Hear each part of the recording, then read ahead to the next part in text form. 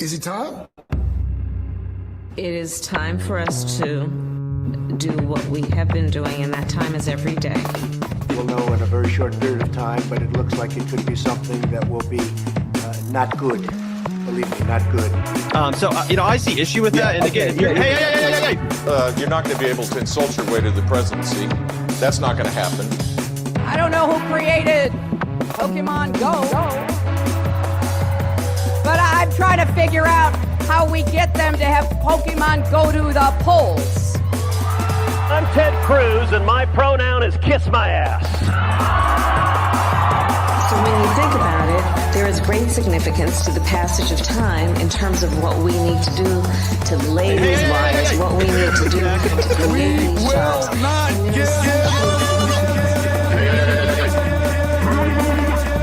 America is a nation that can be defined in a single word. I was going to put Not good. Believe me, not good.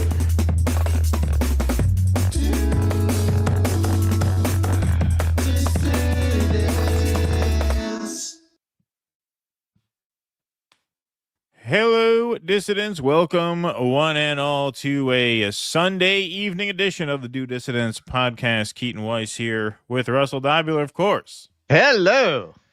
Good to see everybody this evening. Pleasure to see you all here. Great crowd to start things off. We got over 700 in the YouTube chat, over 500 in the Rumble chat. We got Jake in the booth tonight. Everybody, round of applause for Jake in the chat to get us started this evening. Thanks, everybody, for being here. Thank you for keeping track of the time today. It is Spring Forward Day. Always a difficult day. Oh, yeah. Particularly difficult. It is a hard day. Yeah. Today. Yeah, it is a hard one. It's a hard one, especially since my wife leaves for work now very early in the morning. So I had to get up at 5:30 today, which was actually 4:30. So, yeah, not good. Right. Believe me, not good. Hey, this was a promise that wasn't Trump supposed to get rid of this daylight savings thing? This might be the last one. This might be the Yeah. last one. And by this time next year, you might have no daylight savings, no Social Security, and no safe flights. Yeah, right, exactly. Yeah, progress is slow. It takes time. We can't just get rid of daylight savings all at once. It takes time to make people decide maybe they should take the train. Right. Yeah. Exactly. But here we are, sprung forward once again. Light out. I like it. I like when it stays light a little later. I don't know. I don't know if I'm against daylight savings time. Maybe I'm against regular time. Like maybe I think it should stay this way forever. So it gets like dark at like 7 o'clock. That's reasonable. You don't want to get dark at 5 o'clock. That's not. I'm good. against the concept of time. It's not real. Yeah. Anyone who knows the first thing about quantum entanglement knows that. Yeah, it's woke. So time it's woke. Time is Yeah. woke. Yeah. Time is woke. It's for the suckers. It's Yeah, for exactly. the people who believe what the media tells them. That's right. Yeah. Yeah, exactly. All right. You had a little personal business that you wanted to share with us, did you not? Oh yeah. So I never go to see shows, but I'm on like a show binge for the next month before I go to Buffalo. So I went to see Curse of the Starving Class, which is a Sam Shepard play, all-star cast, as you can see. I'm sorry to say I don't know who the young lady is, but you can see that's Christian Slater, Callista Flockhart, and Cooper Hoffman, son of the late Philip Seymour Hoffman. Now, if you do stick around for the intermission, they did a Q&A like talk back afterwards. And so I have some of that footage. He actually went on a whole monologue about the fear of becoming your father. That's pretty interesting if you consider the tragic end that his father came to. It's a pretty interesting thing for him to be ruminating on. What was really unexpected for me, man, that's like a 150 seat house at best, maybe a little less. Like that's like a big black box. It's a very small house for them to be putting, this celebrity-led Sam Shepard show in. You could see I had fourth row, which was honestly not hard to get. And this is the talk back afterwards there. And Christian Slater struck me. He was a very nice guy. He stuck around afterwards and did some selfies. So I got a cool selfie with Christian Slater, talked to him a little bit. But hey, man, watching it, one of the things that really struck me was, Shepard's language was usually grounded in realism, but he took liberties with it. It wasn't exactly the way that people would actually speak. It was definitely informed by some of the beat writers and the psychedelic poetry of that period. It was worked in there. And watching it, I definitely felt like, most people wouldn't get this now. And you could see that by the audience, man. Like, look, you all know I'm not Mr. Woke, but I didn't see a black person in that. There's like 3 theaters in there, so there were 3 shows going on. Every time I went into the lobby, all the black people I saw were working there, man. Like, and in the house that I was in, literally, man, there were like a few Asian people, but it was basically middle-aged to elderly white people. So I actually, when they had to talk back, I asked them, I said, how do you feel about conveying this language to a modern audience? Are you finding it challenging? And Callista Flockhart said, well, that's really a question for you. How did you feel? And I said, well, I'm a little older. I get it. But I recently reread Marat Sade, and I felt like I'd love to put it on. I feel like it's particularly relevant right now. And I don't know that people would understand it. I don't know that they'd be able to follow it. Which kind of brought the room down. I wish he had not thrown it back at me, to be honest with you. Of course, someone in the back was like, what about Shakespeare? And I was like, well, that's for a very narrow audience. Now, in all honesty, I've been singing this song my whole life. Like, it's been a long time since theater was cheap enough for the working class to go see it. So this is not exactly a new thing. I've always complained that the people who go to see theater, you're not really reaching the people that at least I'd want to reach with theater. Like, it is a very elite audience, because look at the ticket prices, man. Like, this was cheap for what it was, and the tickets start at $74. Yeah, because it's a small house, and what can you do? You got to pay to people. So yeah, no, that's why it's just really hard to make work. Especially, I mean, a lot of Sam Shepard stuff is like that, but Curse of the Starving Class is really about the deplorables. Like, it really is. Like, it really is a play, about the just sort of, downtrodden and immiserated American underbelly. Isn't there a scene? I mean, I read a bunch of Sam Shepard. I mean, in a lot of ways, they're all the same. It's like drunk father, slob mother, right? Angry children. That's based in his life. Yeah. Well, yeah. Well, he wrote that one play about his dad called The Late Henry Moss, which was good, which they actually made a great documentary about a production of in San Francisco. It's called This So-Called Disaster. They had a great cast for his autobiographical play about his dad. Right. They had Woody Harrelson, Nick Nolte, Sean Penn. They had Cheech from Cheech and Chong. Great documentary about that production. Right. But it isn't Curse of the Starving Class the one. Sometimes I get these confused. Doesn't the father like take a piss on his daughter's school project? Not the father, the son. The son. Okay, the son. son I knew does. somebody like, yeah, it's like, just pretty repugnant stuff. Repugnant's not the word. What's the word? Depraved. Yeah, it can be. All right, man. Honestly, I felt like the directing was kind of a little weak. I didn't feel like it was as violent as you would want that staging to be. It wasn't that forceful in that way. Right. Also, this is always a problem when you're doing this kind of show. When I talked to Christian Slater, he mentioned that he grew up in New York. He grew up in Manhattan Plaza, actually, which is like right by that theater.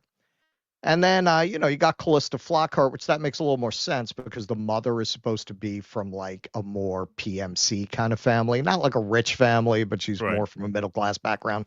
But the father is supposed to be from, but in a way I blame that on the director. Like, you got to really communicate to your actor, even if your actor that's where it gets difficult too.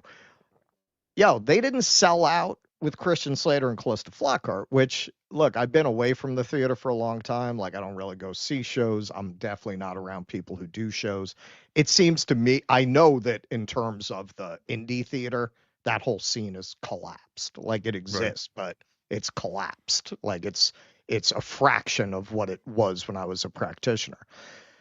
But of course, like it's hard to imagine that would collapse, but this would be vibrant. So it seems to me like it lost a step because back in the day, man, if you're doing 125 to 150 seat house with Christian Slater and Callista Flockhart, you're going to sell out every night. Right. I was there on a Friday night on a 4-week run and it wasn't sold out. The seat next to me, fourth row, was empty.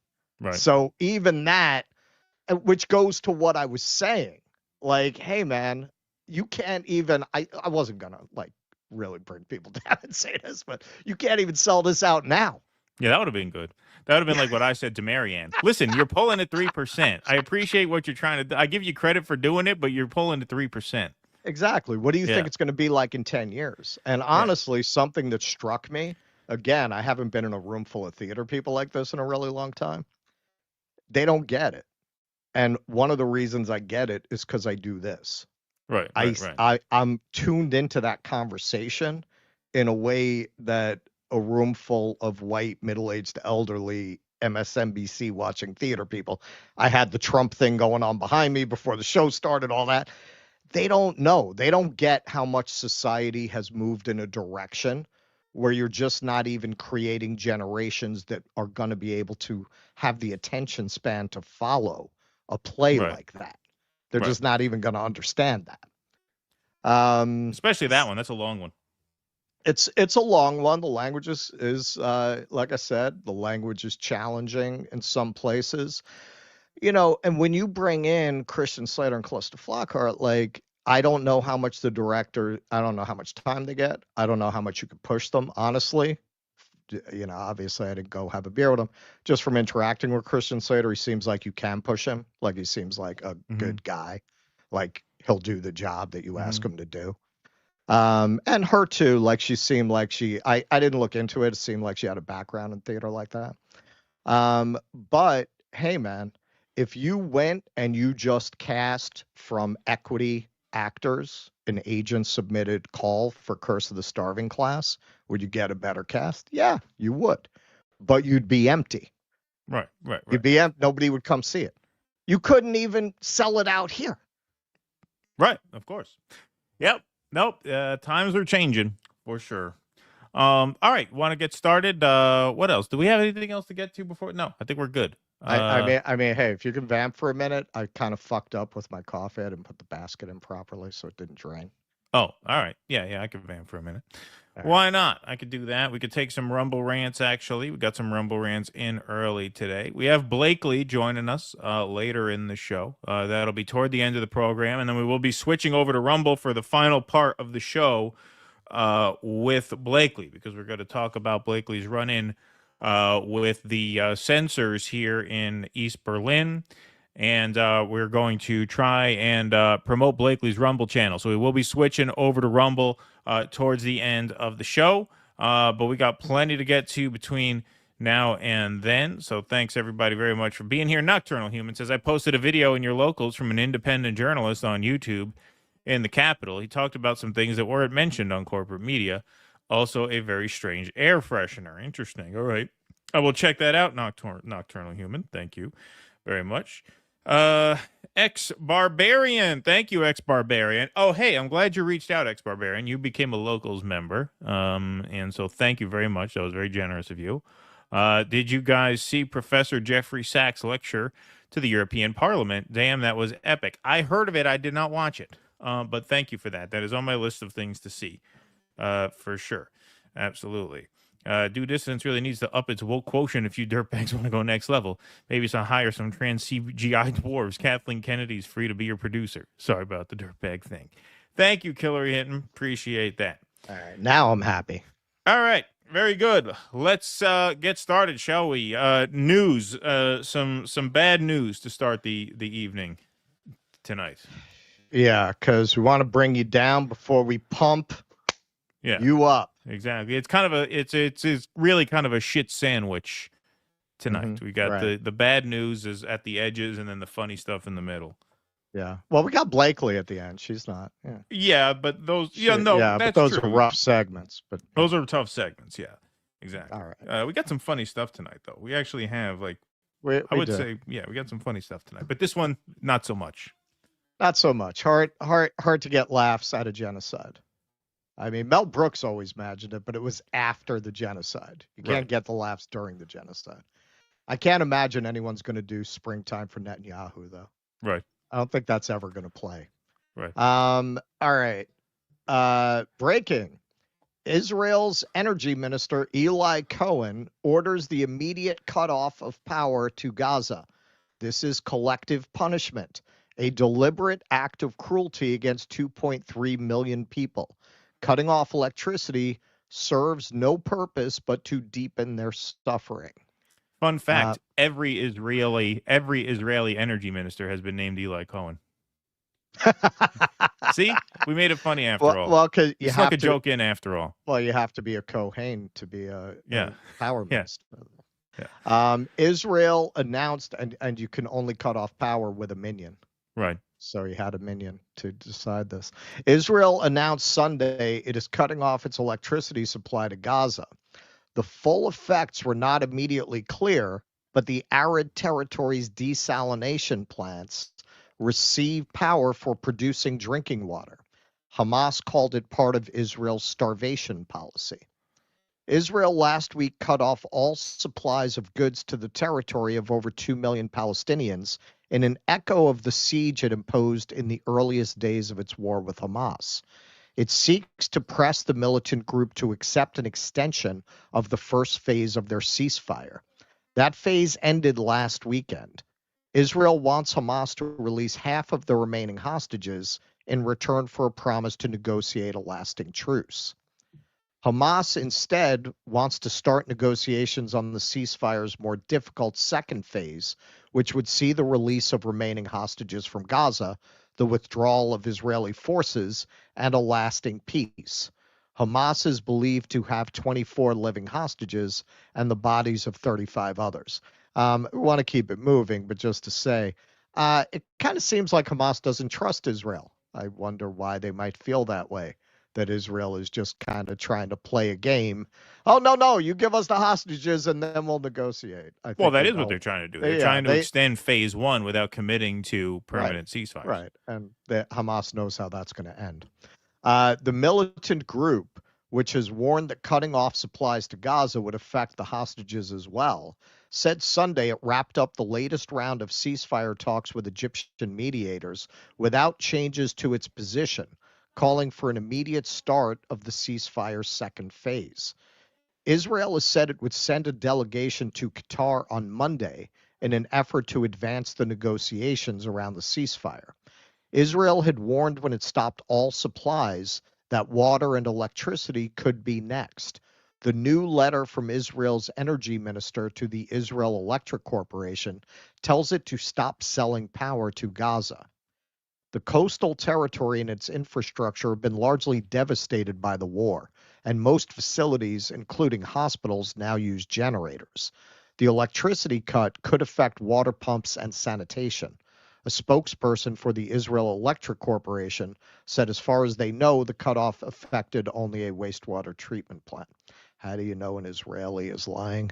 They're speaking. Hamas spokesman Hazam Qassem called it part of Israel's starvation policy in clear disregard for all international laws and norms. He said Israel has practically cut off electricity since the start of the war. Israel has faced sharp criticism over cutting off supplies to Gaza. Any denial of the entry of the necessities of life for civilians may amount to collective punishment, the UN Human Rights Office said Friday. The International Criminal Court said there was reason to believe Israel had used starvation as a weapon, as a method of warfare, when it issued an arrest warrant for Prime Minister Benjamin Netanyahu last year. The allegation is also central to South Africa's case at the International Court of Justice, accusing Israel of genocide. Israel has denied the accusations.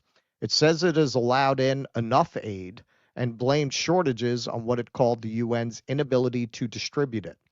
It also accused Hamas of siphoning off aid.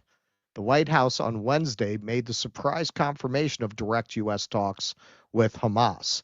Now we have a little video of the envoy here praising what Israel has been able to accomplish. And there's hope.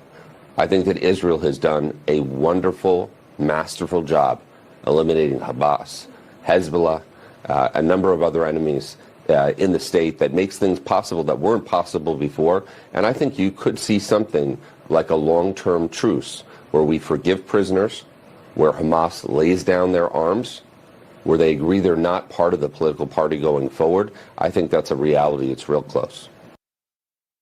Very inspiring. When asked if he would speak with the militant group again, Bola replied, "You never know."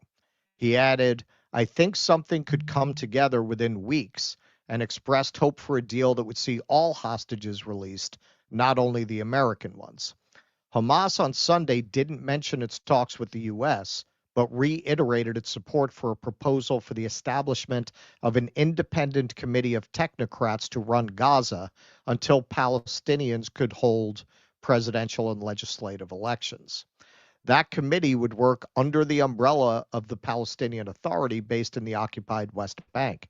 Israel has rejected the PA having any role in Gaza, but hasn't put forward an alternative for post-war rule. Now, with the cutoff of all supplies to Gaza, Palestinians are reporting sharp price increases for dwindling items as fears grow again in the middle of the Muslim holy month of Ramadan. Quote, "Since the ceasefire began, the situation has improved a little. But before that, the situation was very bad," said Faraz al-Qiesi in the southern city of Khan Yunis. "I swear to God, one could not satisfy their hunger." This is Francesca Albanese. Genocide alert. Israel cutting off electricity supplies to Gaza means, among others, no functioning desalination stations, ergo no clean water. I thought the guy from the Israeli power company said it wouldn't be a big deal. No big deal. Still, no sanction, no arms embargo against Israel means, among others, aiding and assisting Israel in the commission of one of the most preventable genocides of our history. Nicola Perugini. Renewed measures creating conditions of life leading to the destruction of Gaza Palestinians as a group, in addition to 1 week of blockade of food and all humanitarian aid. This will affect desalination plants, hospitals, and other life-sustaining infrastructures and services. And here's our old friend Piers Morgan here responding to psychopath Bethany Mandel, professional psychopath, I should say. She makes money being a psychopath. Should the Allies have supplied electricity to Nazi Germany and Auschwitz? Should Hamas have spent their donor resources building infrastructure instead of terror tunnels and rockets? Piers Morgan answered, "You missed my point. Why does Israel control power into Gaza at all? What gives them that right?" Oh, look at Piers. He learned something from talking about this for the last 2 years with various people who tried to explain this to him. Yeah, well, I tweeted at him, and did pretty well. Yeah. Zara Sultana, MP. So someone in England is not afraid of being arrested for speaking out, even though J.D. Vance certainly is not going to speak up about it if she is. Israel's siege on Gaza, the blocking of essential aid, and the cutting off of electricity are textbook acts of genocide designed to systematically starve 2 million people. It's shameful the Labor government continues to refuse to recognize this for what it truly is, genocide. And the Zionists representing, like they do, breaking news.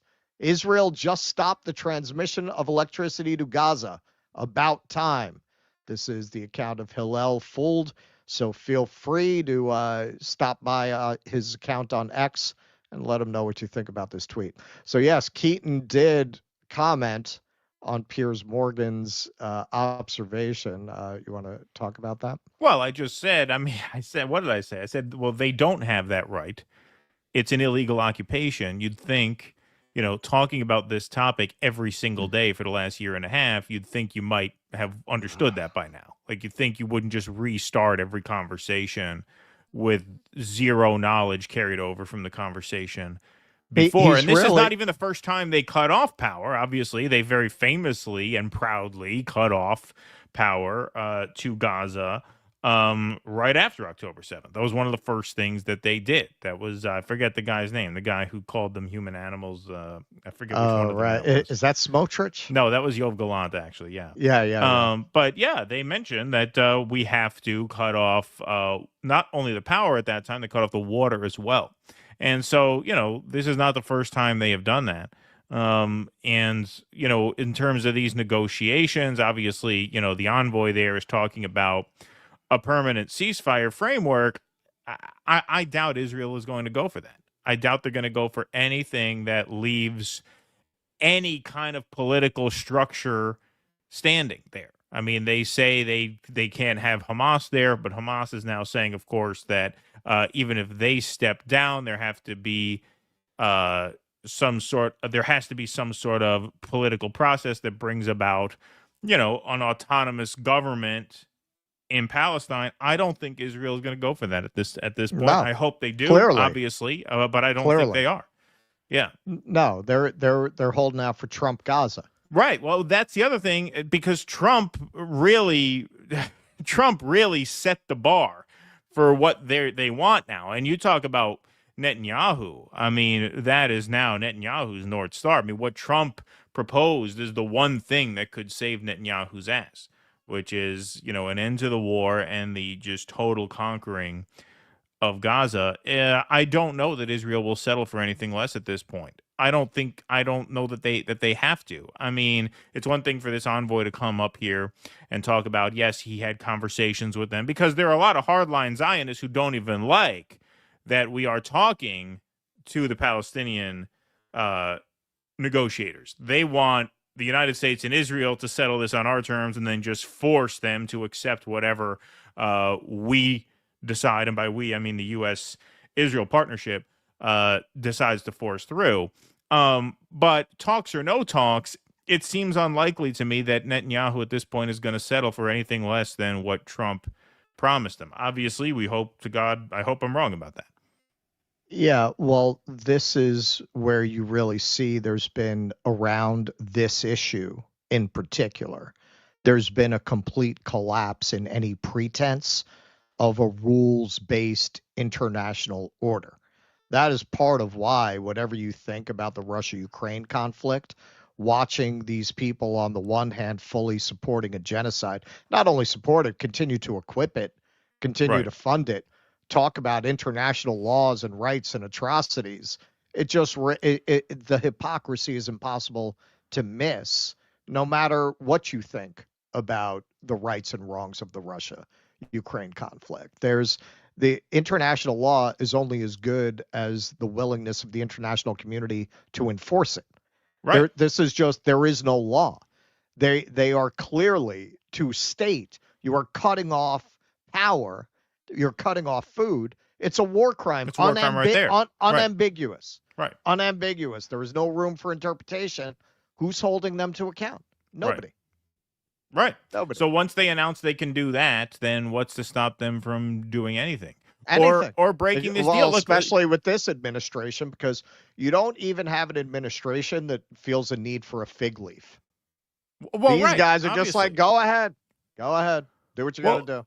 Look, the whole process that's unfolding right now is a result of Israel not wanting to follow through on the planned ceasefire. The planned ceasefire. Now, they said they didn't have all the specifics ironed out. The big open question was who will run Gaza post ceasefire. We know Israel had a hard line about that, and we knew obviously that Hamas was not willing to surrender entirely. So we knew that there was going to be some negotiation around that. But they did have generally a timetable both for phase 2 and phase 3 negotiations and for hostage releases / exchanges.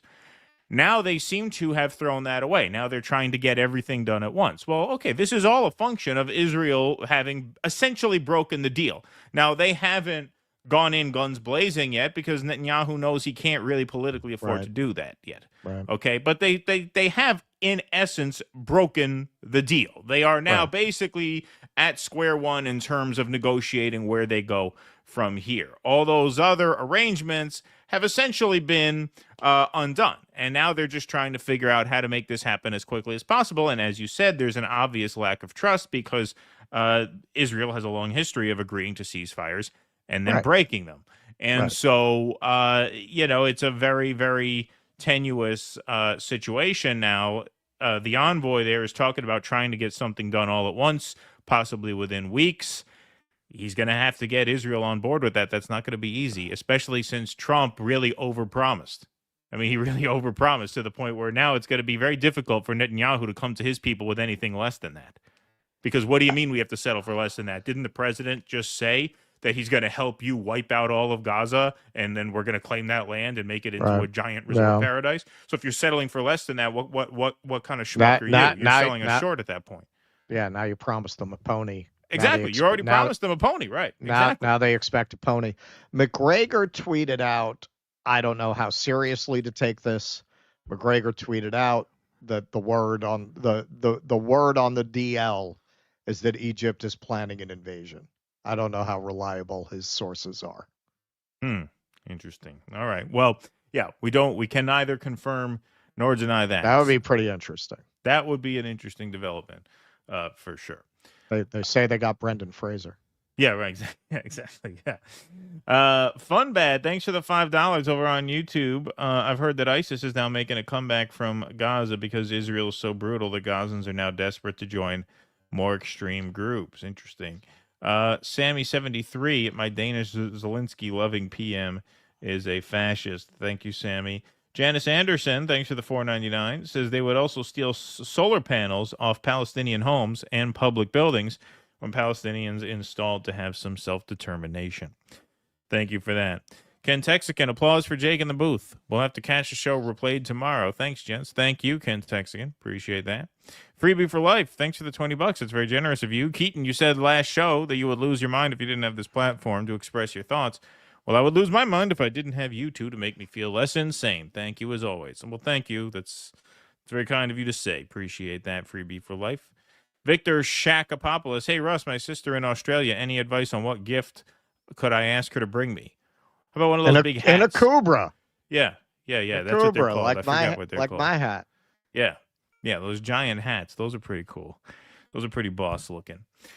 All right, we will move right along here. All right, so this is sort of a palate cleanser, folks. This is sort of the segue into the funnier parts of the program. This is pretty funny stuff, I think. So the MAGA crashing out over the Epstein files non-release continues. Here is almost a full week ago today, Attorney General Pam Bondi confirms that the Epstein files will be redacted for national security reasons. So keep in mind, okay, this is after the first Epstein files debacle of a release. That was at the very end of February.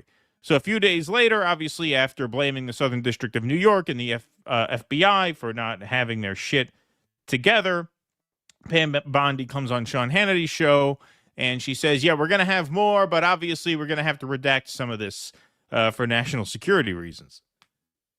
Maybe some people don't understand the need to redact. In the case of a victim, that should be pretty obvious to people. What are the other things that maybe you would have to redact? Well, national security? No, of course, national security, some grand jury information, which is always going to be confidential, but we'll see.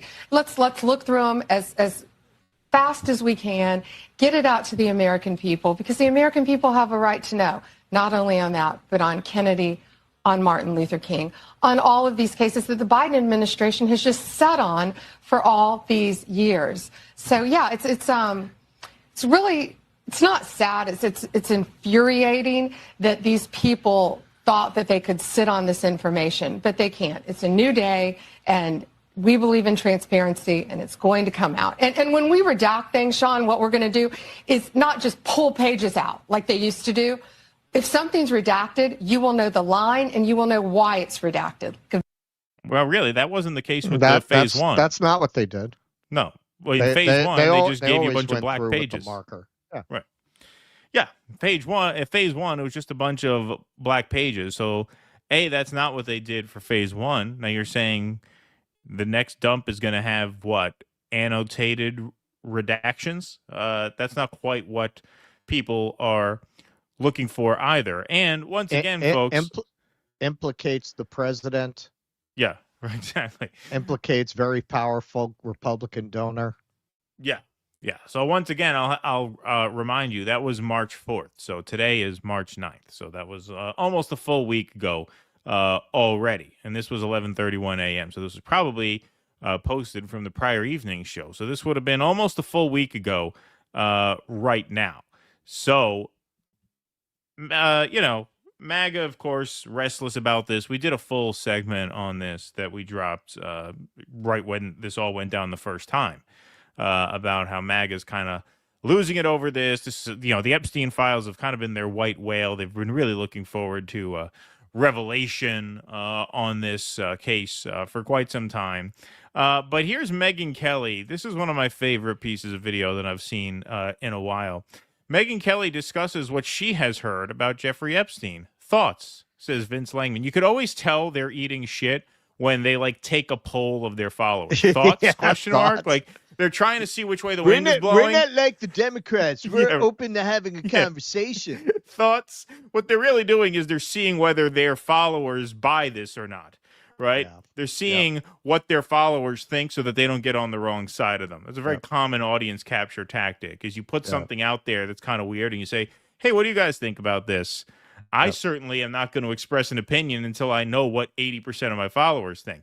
Now, the reason this is controversial is because the thrust of what Megyn Kelly says here is, hey, I've talked to somebody who knows a lot about this Epstein case, and really turns out it's really not that big a deal. So there's a certain word here that'll get the clip demonetized, so I kind of blacked that out. That is the fan of the playground word. We all know what that is. You will see it pretty obviously censored out of this, but this is pretty amazing. This is some pretty amazing cope. Epstein Schmepstein, says Megyn Kelly. A couple of conversation with somebody I had a couple of conversation with somebody very close to the Epstein case, very close to it, who shall go nameless for this conversation. And this person swore to me, Melania Trump. no, that there's he could talk too. He knows shit too. That Jim Acosta. He wasn't this quote pedophile. Right. That he was into 16, 17-year-old girls. Yeah. But that wasn't exactly his thing. And that pretty much every famous celebrity was friends with him and went on his jet. Yeah. But that at most all they were getting was the so-called massages from these 16, 17-year-olds as opposed to a pedophile ring. Yeah. Now, I don't 16, 17 is pedophile for me. Well, it depends on the state. It could be illegal. But or it in could some be places, it's probably legal. Even in Canada or even the UK or something. In France, I don't even know if they have an age. No, probably not. Yeah. No, I think they're still defending him over there. Yeah, the only thing they age is cheese. Look, in some states, it's totally legal. And, look, he wasn't exactly a pedo. He, 16, 17. And, yeah, the people on the plane, they were really just getting massages. I mean, really, this is all much ado about nothing. I mean, there really doesn't seem to be much of a there after all. Hey, look, Jerry Lee Lewis married his 13-year-old cousin. Yeah, they were very too. happy together until he murdered her. Yeah, right, exactly. It was really more of a massage ring is what it was. Epstein was a certified massage therapist. He was mentoring young girls on massage. And then, on the island, I hear they mostly did snorkeling and water volleyball. It was mostly, a lot of, beach sports kind of thing over there. Nothing really much. That's good to know. In Thailand, that's a family business. They call it milking the fat Westerner. Yeah, right. Exactly. Yeah, exactly. Milking the fat Westerner. So apparently, this Epstein story really isn't much of a story, according to Megyn Kelly. So now that we're not getting the files, now that we're not getting the files, it's all a big nothing burger. Is that more or less what she says? Let's play this one more time. See if I'm interpreting that unfairly. A couple of conversation with I know somebody very who said close it was really to the Epstein not much, case, not very much of close to anything. it, who shall go nameless for this conversation. And this person swore to me, Acosta? no, that there's He could talk too. He knows shit too. That he wasn't this quote pedophile. Right. That he was into like 16, 17-year-old girls. Yeah. But that wasn't exactly his thing. And that pretty much every famous celebrity was friends with him and went on his jet. Yeah. But that at most, all they were getting was like the so-called massages from these 16, 17-year-olds, as opposed to like a pedophile ring. I mean, it seems so minor. I don't know why he would hang himself over this. I mean, why? I mean, it seems to just be pretty minor. It seems to be all pretty benign, right? Well, this is like the Russiagate, for MAGA. There's really nothing there. It doesn't seem that Jeffrey Epstein is that big a story. Now that we're not getting the files. Yeah. What about the clip where she says, if I hadn't given a lot of massages in high school, I wouldn't be in this chair right now. Yeah, right, exactly. Yeah. Wow. That is some cope. That is certainly a take. But we should let you know, folks, weeks after the Epstein file fallout, a new deadline looms over the release of the RFK and MLK files. So the most transparent presidency in history apparently just missed another deadline to drop more tea, to spill more tea, I should say, pardon the mixed metaphor, on the Martin Luther King and RFK files. The lack of new material prompted an outcry and criticism of the Trump administration's handling of the Epstein files. Sunday, that's today, marks the second deadline in an effort to release the RFK and MLK assassination files, just weeks after the fallout from the highly anticipated release of the Epstein files by the Department of Justice. In light of President Donald Trump's executive order in January to declassify files on the assassinations of former President John F. Kennedy, his brother Robert F. Kennedy, and civil rights icon Martin Luther King Jr., the Director of National Intelligence and other officials were expected to submit their proposed release plans for the RFK and MLK files on March 9th. That would be today. Now, we're broadcasting live here pretty late in the day. Tell us in the chat, any news on this? I don't think so. DNI and the Attorney General were previously given a February 7th deadline to submit their release plans for the JFK files. The RFK and MLK release plan deadline comes just weeks after the Justice Department revealed a batch of Jeffrey Epstein files in late February. Many of the documents publicized then had already been released during the federal criminal trial of Ghislaine Maxwell, Epstein's former lover and convicted accomplice. The lack of new material prompted an outcry and criticism of the Trump administration's handling of the Epstein files and questions about what the RFK and MLK documents could hold upon their release. Gerald Posner, author of Case Closed, told Fox News Digital at the time that he expects there will be news in there, but it's not going to be something that turns upside down our understanding of what really happened with those cases. Big surprise. Which is why they're willing to release them.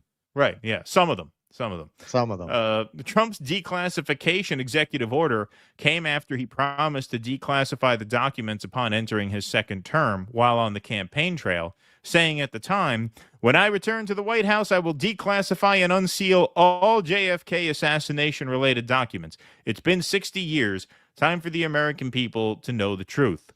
The FBI said in a February statement that it had conducted a new records search in light of Trump's executive order, saying at the time the search resulted in approximately 2,400 newly inventoried and digitized records that were previously unrecognized as related to the JFK assassination case file.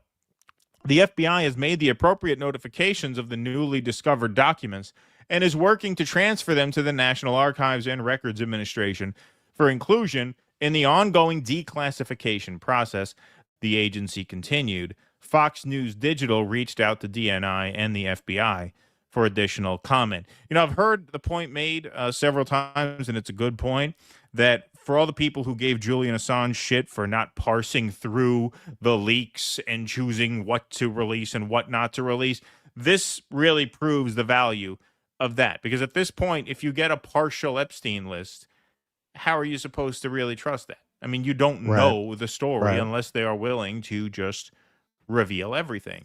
And the same thing goes with RFK, with MLK. This is now the second deadline that they've missed.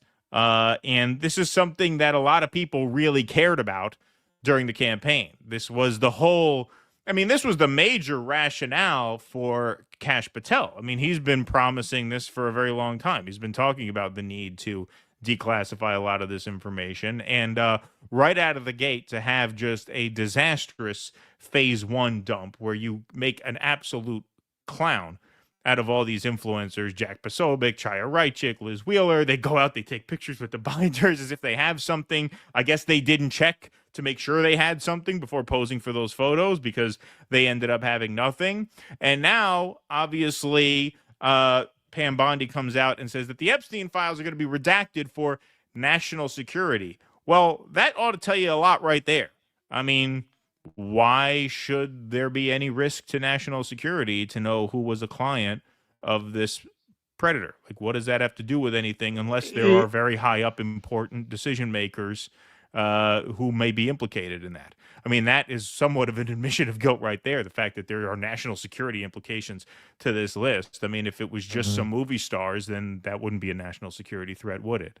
And then the RFK and the MLK stuff, I mean, these are things that I think a lot of people care a lot about, especially, amongst the real sort of diehard MAGA base.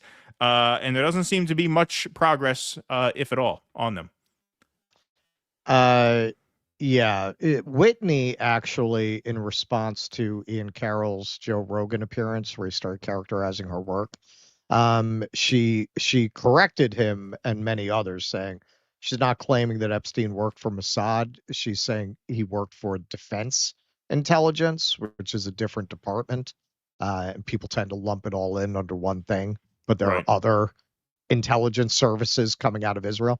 But she is, if I understood her, I don't want to be the next person to mischaracterize her reporting, but I'm pretty sure she was saying that's who he was actually working for.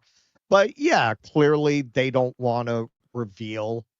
Obviously, this guy didn't get all these passes without being of service to the government in some way. Even if you do have billions of dollars, you're this fan of the playground. Like, you don't just get a slap on the wrist if you're not doing a lot of work for the three-letter agencies or foreign intelligence that are very connected to those.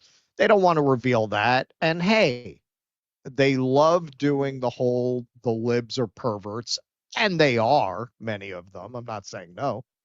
Plenty of pervy people on the other side of the aisle too that I am sure they don't want to put out there, that they don't want to hang out to dry. A lot of those people probably are still their donors, whose names they don't want to reveal. I'm sure it's not just Bill Clinton who was on that island. No, obviously. And I think that's obviously a huge motivating factor for that. Now, as for the RFK and the MLK stuff, I mean, this is what, look, a lot of the truth of those stories really do, I think, undermine, I won't even just say the case for American exceptionalism, but they really do threaten America's place as a legitimate hegemon, which Trump ultimately does not want to threaten. I mean, this is ultimately what it is all about. It's all about... I think that ship has sailed. What has sailed? Trump has managed in a couple of months to rekindle the ancient DNA of European pride. Oh, well, in their minds, certainly, but not in the minds of the American people, and more specifically, his supporters. They still see America, as I would say, really the top cop on the beat. And they might not like to fancy themselves interventionists and neocons. Michael Tracy had a great point. He wrote that article, we should just retire the word neocon. It really doesn't mean much anymore, right? Because, these people will have all this smoke for neocons, yet they will back Israel to the hilt just as any neocon would. So what the hell are you even talking about, right? Ultimately, I think, MAGA sees America as the top dog. And you find out that the government killed JFK, that the government killed Robert F. Kennedy, that the government killed Martin Luther King. That is a tough pill for the collective to have to swallow. And I don't know if they're going to be eager to put that out there. My guess is they will not. So far, they released something on Martin Luther King, some weird sex thing. That was the big thing that came out like early in the administration. Yeah, like we all knew Martin Luther King fucked. Everybody knew that. What we're really curious about is who killed him. Like that's really the more important thing. Well, that's very typical of the game they play with their followers, and it's just a different flavor of what the Democrats do. Throw them a few crumbs and pretend they gave them a loaf, right? And rely on desperate people to pretend that they got a loaf. Right. Indeed. John N., thanks for the $2. Viva had a gal on who was in that pick with Binder. All right. Thank you for that. Janice Anderson, not releasing the list so American public know who's in the government or compromised is a bigger threat to national security. Interesting. Thank you, Janice. Appreciate that. Furrows Queen says, sorry to be a self-promoting whore. That's okay, but I've written an article. Hey, that's what we are. That's how you get to do this. You have to. You have no choice. But I've written an article on Substack. Some of you lovely people have read it. Thank you. I've given it an extra $1 out of guilt. It's about how able we are to protest. All right. Well, what is your Substack? Yeah, either, put it in the chat or, call in or something. I didn't even know you had one. But congratulations, Furrows Queen. Are You Poster says, time is woke is a $10 joke if ever I heard one. I don't care who you vote for. Thank you, Are You Poster. Appreciate that. Killer Hitting football season is over, Veronica. Curtin Ram had nothing left to offer the school except rape and age jokes. JD in Heathers. Christian Slater. There we go. This sponsorship is from Rumble, and it's one that's incredibly important to the survival of the company. When Rumble first started in 2013, they built the platform for the small creator. They didn't censor or have biases. They were fair and treated all creators equally. No one thought platforms would censor political conversation or censor opinions on issues like COVID, but they did. Facebook admitted they fell to pressure from the Biden and Harris administration. Rumble did not. They held the line. They are attacked daily for giving us a voice to talk to audiences like you. They're attacked in corporate media. They're attacked by governments like France. They're attacked from brand advertisers who refuse to work with them. Corporate America is fighting to remove speech while Rumble is fighting to maintain it, but Rumble won't survive with brand advertisers as they don't get many of them. So watching our show on Rumble is the most they can ask from you, but if you really believe in the cause and you have the means, one major way you can help Rumble survive is by joining Rumble Premium, which is the ad-free version of the Rumble platform. So join the community that believes in the First Amendment and believes in our human right to free speech. Rumble is offering $10 off with the promo code STUDIO when you purchase an annual subscription. So go to rumble.com/premium and use promo code STUDIO. Like I said, if you have the means and believe in the cause, now's the time to join Rumble Premium. If you don't have the means, we're of course just happy if you watch us on the platform. All righty. There we go. All right, folks, moving right along. Oh, boy. What did I say a couple weeks ago? The worst thing you can do when you're fighting a culture war is win it. It's the worst thing you can do. Yeah. Worst thing you can do with a culture war is win it, because once you win, you run out of road. And in order to keep the lights on, keep the money coming in, you have to take that culture war into very niche and unpopular areas. Well, that has happened now. Ben Shapiro comes out and says the Derek Chauvin conviction, yes, Derek Chauvin, represents the defining achievement of the woke movement in American politics. The country cannot turn the page on that dark, divisive, and racist era without righting this terrible wrong. Pardon, Derek. Yeah, so you really obviously were the country to turn the page on that dark, divisive, and racist era, you'd be out of business. So it's not so much that the country can't move on, it's that you don't want it to move on because that's your bread and butter. So here is Ben Shapiro with his mug of liberal tears in the foreground, advocating for the pardon of Derek Chauvin, obviously currently serving time for the murder of George Floyd. Pardons, however. There is one person, if we are issuing pardons, however, there is one person that President Trump should pardon from federal charges forthwith. It would be incredibly controversial, but I think that it's absolutely necessary.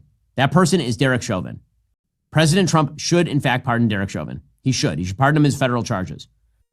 If we are talking about reversing the evils of the last several years in American life, obviously COVID and its handling was a massive evil. Destroyed the economy, set us on a path to fiscal insanity, destroyed children, led to massive health-related cover-ups, just horrifying all the way around. And President Trump has taken on a lot of those things.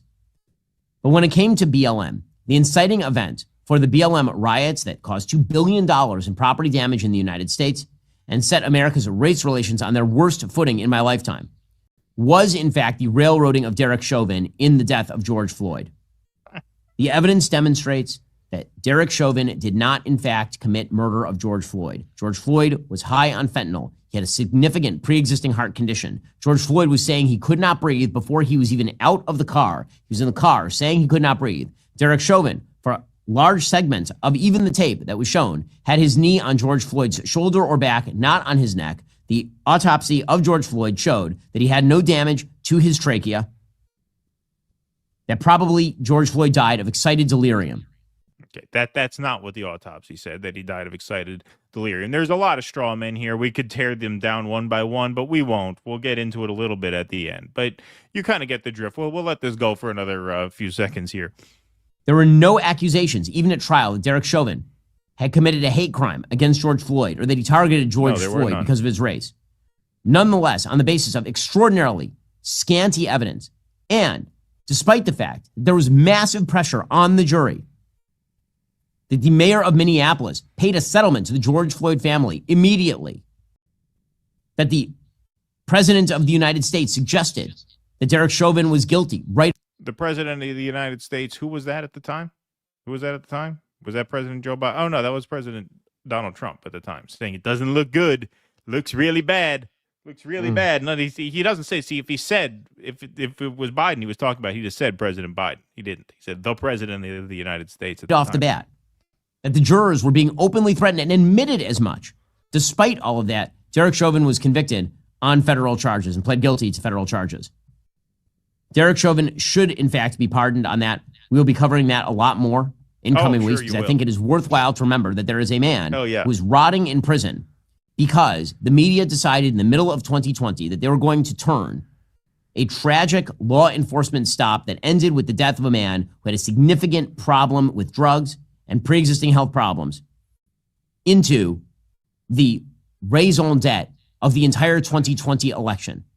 And it led to vast chaos. It led to, again, the destruction of racial comedy in the United States. Yeah, all right. We heard that the first time. Yeah. Wait, I want to hear more about the racial comedy. $2 billion in property damage and a guy rotting in prison who the evidence demonstrates certainly was not guilty beyond a reasonable doubt in that case. If we're going to talk about delivering pardons, President Trump, I think, should really seriously consider pardoning on federal charges. He can't pardon on state charges. Derek Chauvin, who is convicted of the murder of George Floyd. As I say, we will be covering... Whatever will we do without... Yeah, black guys do it like this, and white guys do it like that jokes. Right. Yeah, exactly. Yeah. How will we live another day without one of those? Oh my God. Yeah, he says, I love how he says, we will be covering this in the weeks to come. Yeah, we feel like there's a lot of ad revenue to be made off of What a weird thing to say. Ruin racial comedy. Well, did he mean comedy comedy, or did he mean comedy comity? Right?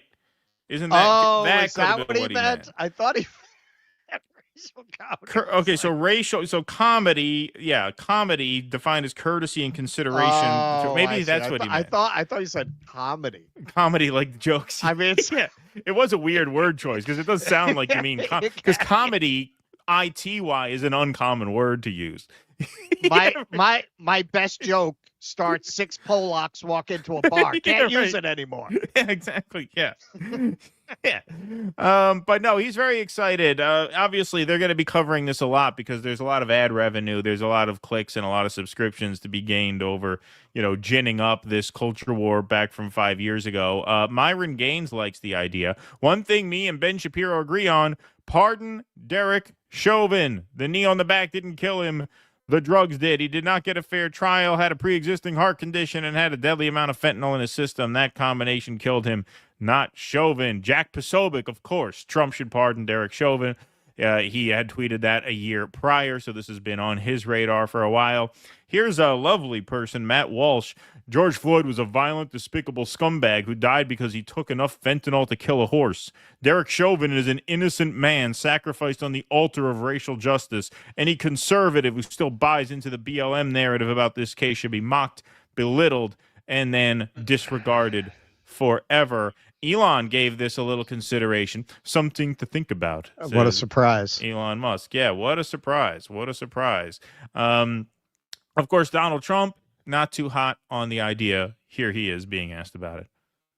I say your allies are calling on you to pardon Derek Chauvin. Are you considering pardoning Derek Chauvin? No, I haven't even heard about it. No. No. No. To pardon Derek Chauvin. Are you considering pardoning Derek Chauvin? No, I haven't even heard about it. No. Wow. Threw some cold water on that, huh? So here's a guy I've never heard of, Rob Smith. I don't know who this is. Pardoning Derek Chauvin is a terrible idea. It does nothing for Trump's agenda. It would cause racial strife in America. It is an idea so toxic and destructive, I don't know what Ben Shapiro is thinking. So this is apparently a conservative Trump supporter who kind of sniffs out what Shapiro's motives are, and as well as all these other influencers who, you know, stand to get a lot of online engagement from whipping people up into a frenzy over Derek Chauvin's supposed innocence. Absolutely nothing beneficial that pardoning. There is absolutely nothing beneficial that pardoning Chauvin would do for the Trump administration, for this country, for race relations, for anybody else. It is absolutely destructive. It makes no sense.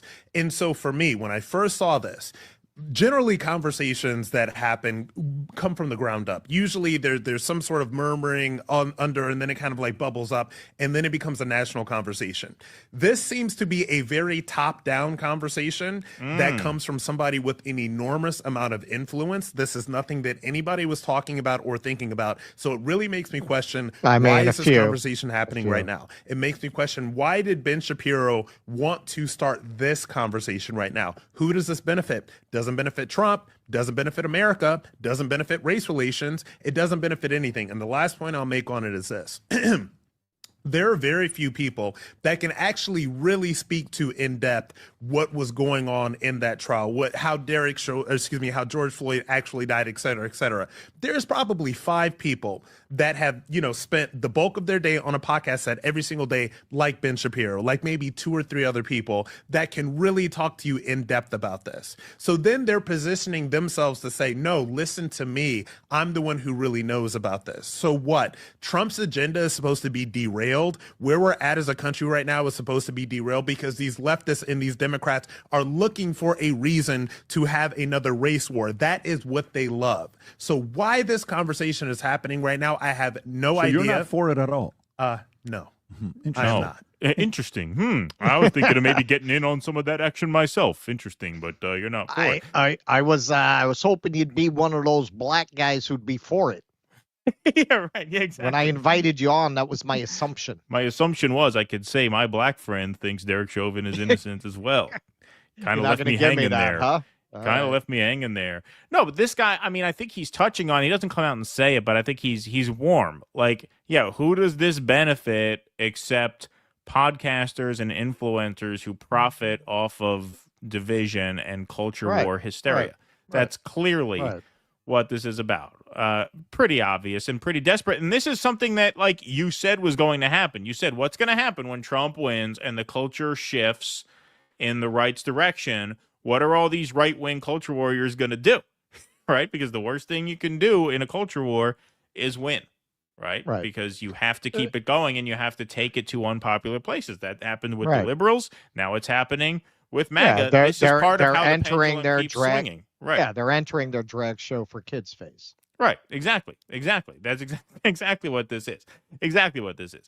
And like I said, we're not going to go point for point here with Ben Shapiro making the case that Derek Chauvin is an innocent man. But I am going to play a little bit of this because there's a documentary, The Fall of Minneapolis, that got a lot of play.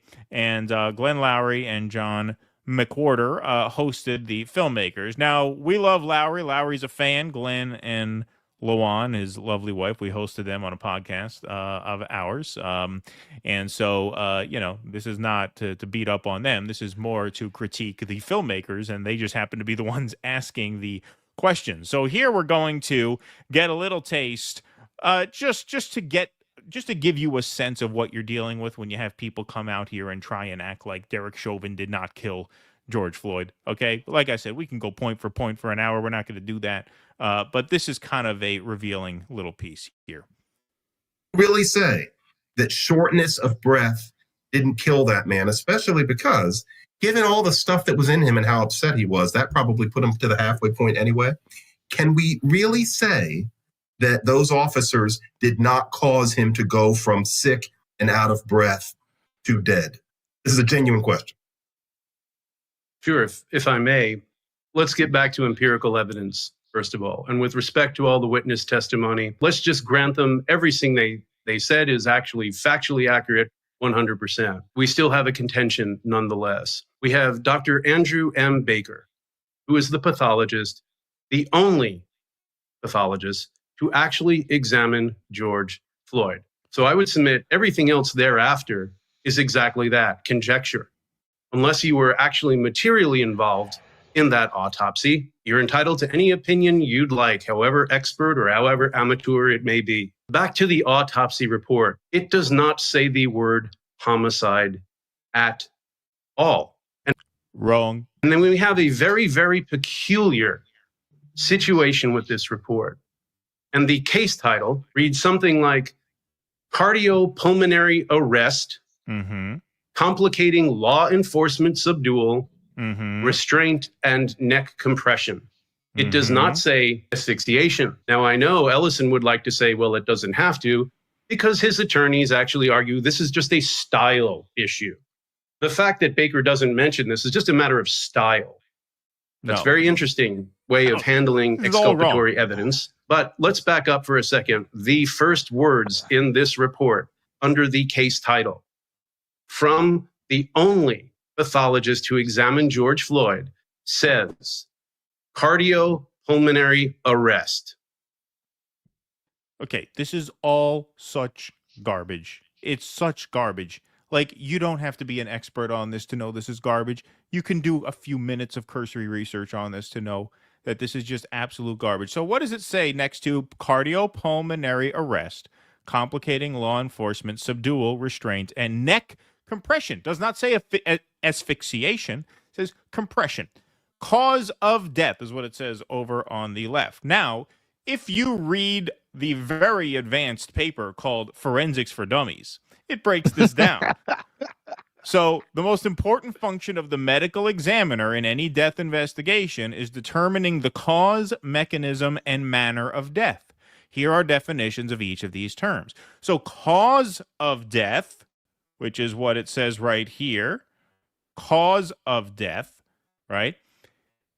The disease or trauma that directly caused the victim's death. Examples include a heart attack, a gunshot wound to the head, or a drug overdose. So if someone shot you in the head on purpose, the cause of death wouldn't say homicide. The cause of death would be gunshot wound to the head. The gunshot. Right. Now, if you go down to manner of death, that is how the cause of death came about.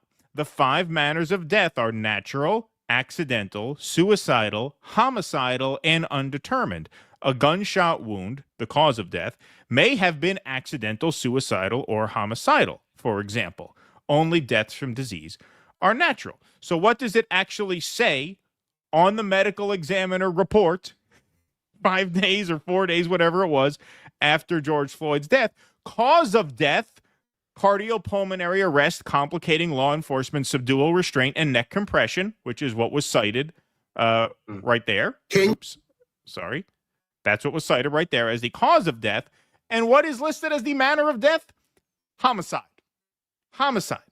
So what they're saying there is absolute bullshit. It is debunkable within minutes.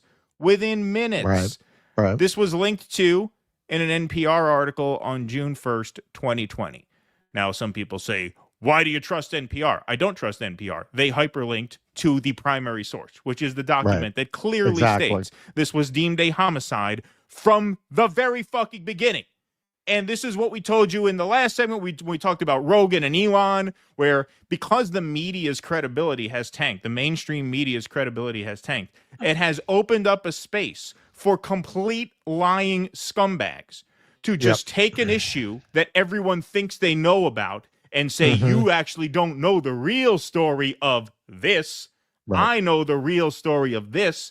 And it takes 2 minutes to debunk what the guy's saying. The guy said the word homicide does not appear in the autopsy. This is the medical examiner's report. This was the press release issued days after the killing. It says right there, manner of death, homicide. He plays this very tricky word game. He does an RFK, plays a very tricky word game. Well, they listed cause of death as cardiopulmonary arrest. They didn't say homicide.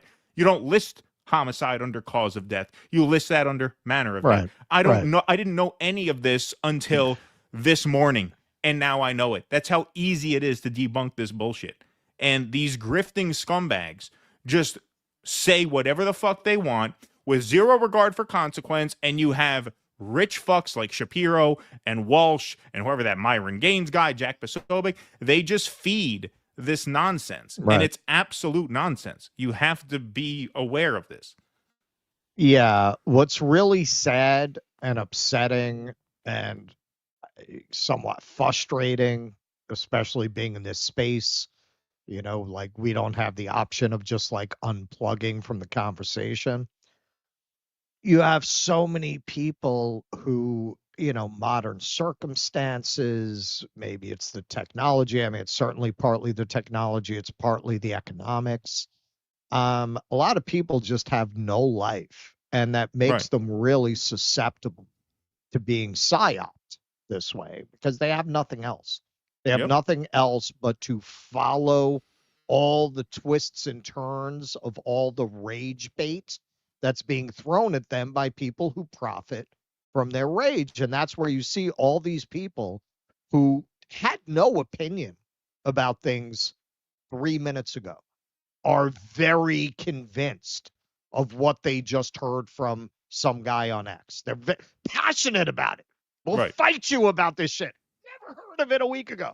Never heard of it a week ago. Who was saying, no, it wasn't really a homicide? Then you started to hear this bubbling up because some people, and now it's going mainstream within influencer terms. You've got Shapiro promoting it. So what happened with the Consumer Financial Protection Bureau? I still get people who know not a fucking thing about it going, yeah, well, what do you think? Everything else is corrupted. That's not like, dude, you never heard of this shit a month ago. You never heard of it.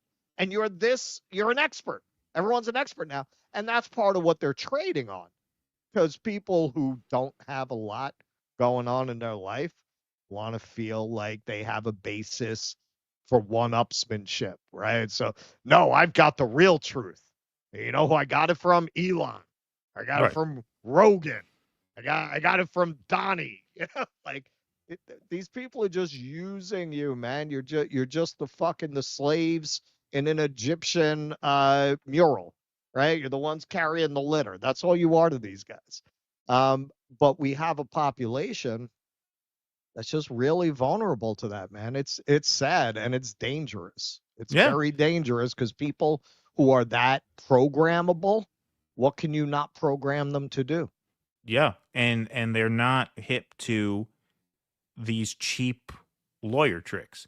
Well, they didn't list asphyxiation. He said I can't breathe before he was on the floor. Well, after Eric Garner, I can't breathe became, a phrase that people would use. That could have been his way of sending out a smoke signal, right? You don't know. It doesn't matter why he said it. Maybe he was fucked up on drugs. Who knows? Oh, who cares why he said that?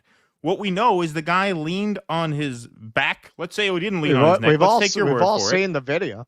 We've all seen a video for compression of the neck. The bottom line is there was pressure applied to a guy who, yes, maybe he had a bum heart, maybe he was on drugs, and maybe that made it worse.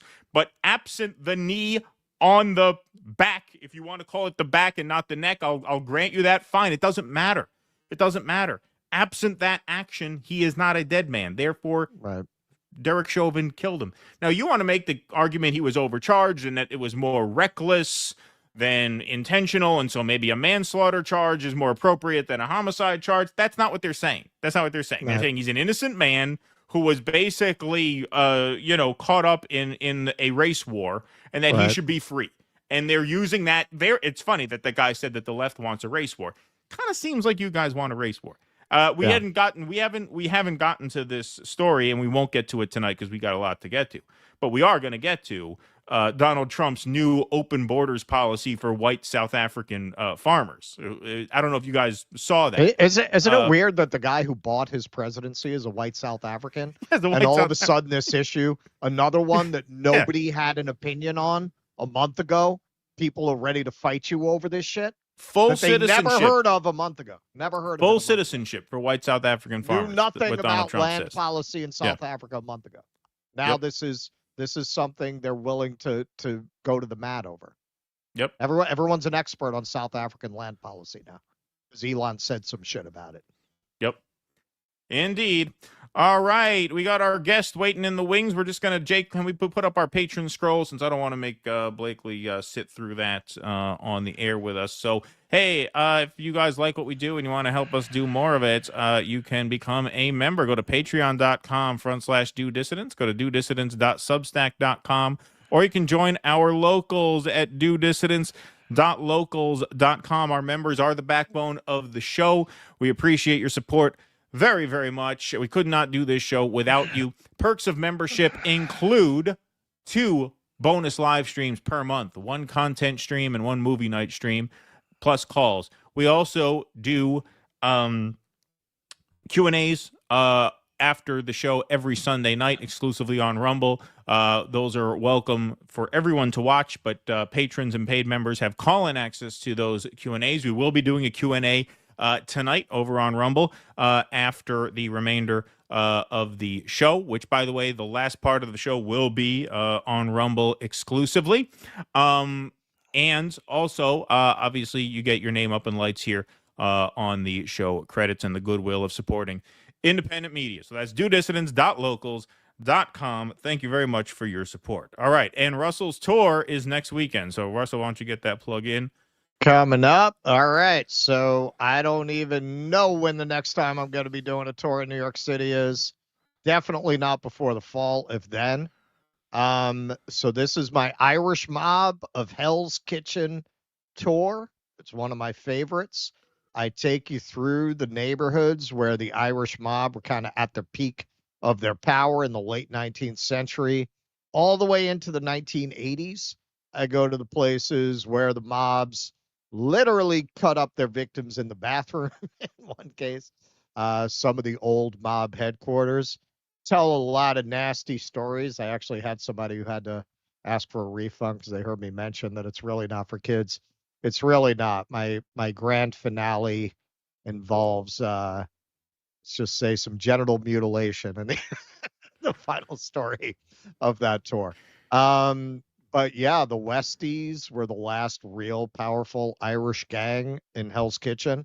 They did not round up the Westies until the 80s. A lot of the people I talk about on the tour are still alive today, either in witness protection or doing life in prison. All righty. That's DoDissidents.com/tour for tickets next Friday and Saturday.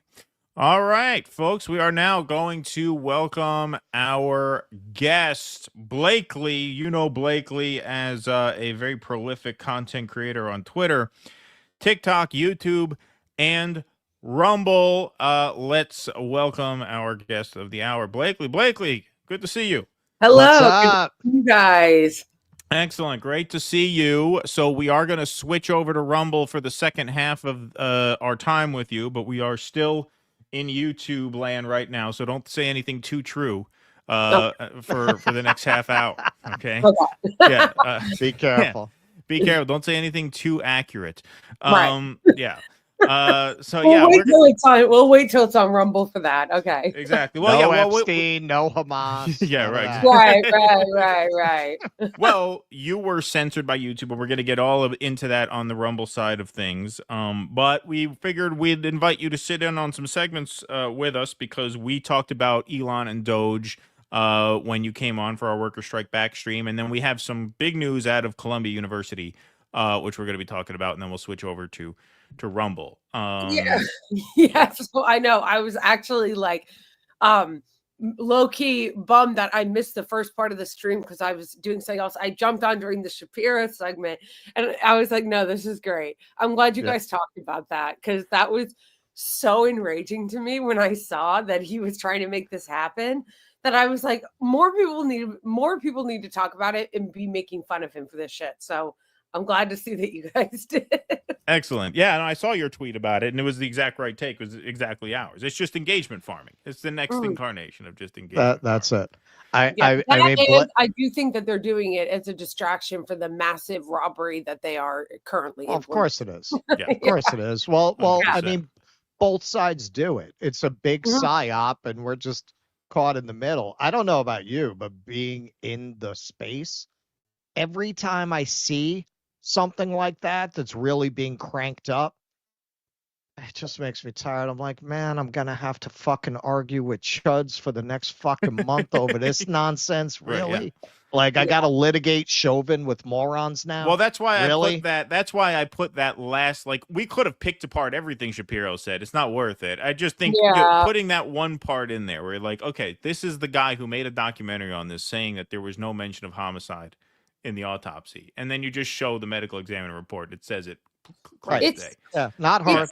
No, we don't have a team here. No, we have no team. That took me 5 minutes.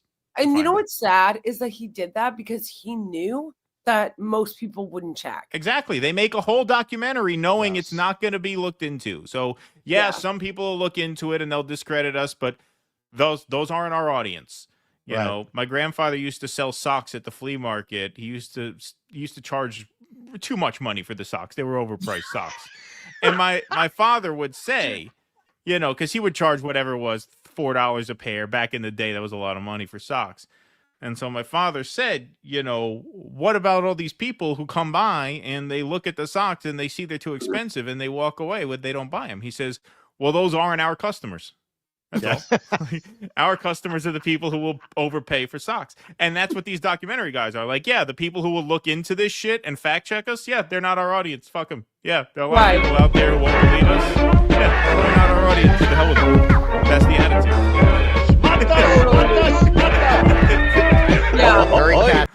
Yeah.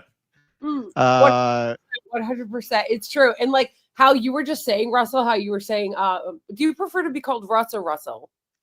Either way, most people go to Russ.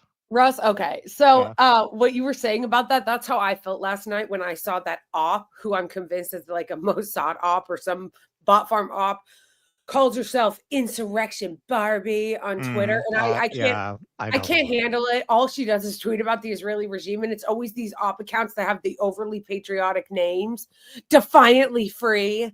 Like, and it's just like so cringe. She posted something last night that said, I'm sorry, Elon Musk doesn't care about your stupid little money having to do with like whatever. If you actually calculate every day since Jesus was born, he's made $440,000 a day because he's amazing. Just like the most unbearable bootlicking that I've ever fucking heard. And I can't handle it. I'm like, are you? And the most upsetting part, although I don't believe all the engagement on Twitter is organic. I think a lot of it is like, but the fact still the fact that it had over 100,000 likes was triggering me because I was like, I can't handle this bootlicking. Well, no, I love that. That's my favorite thing about Elon, that they say he's the richest man in the world. What does he need your money for? That's like saying that's like saying like an alcoholic doesn't want more booze. You know what I mean? It's like saying someone who's and it's misunderstanding what money represents for somebody at that level. Right. Once you get to $1 billion, there's nothing you might want that you can't buy. And the money that people like Jeff Bezos and Elon Musk have is largely symbolic anyway, because their money is largely tied up in stock. And if they were to try to cash out that stock, they'd lose a lot of that money because it would crash the value of the stock because their holding is so enormous. So the money is more symbolic. It represents power. So what do they want? More power. They don't need more money. It's not Right. about that. It's about Right. He's the not looking to exercise buy a of new power. car. Right. Right.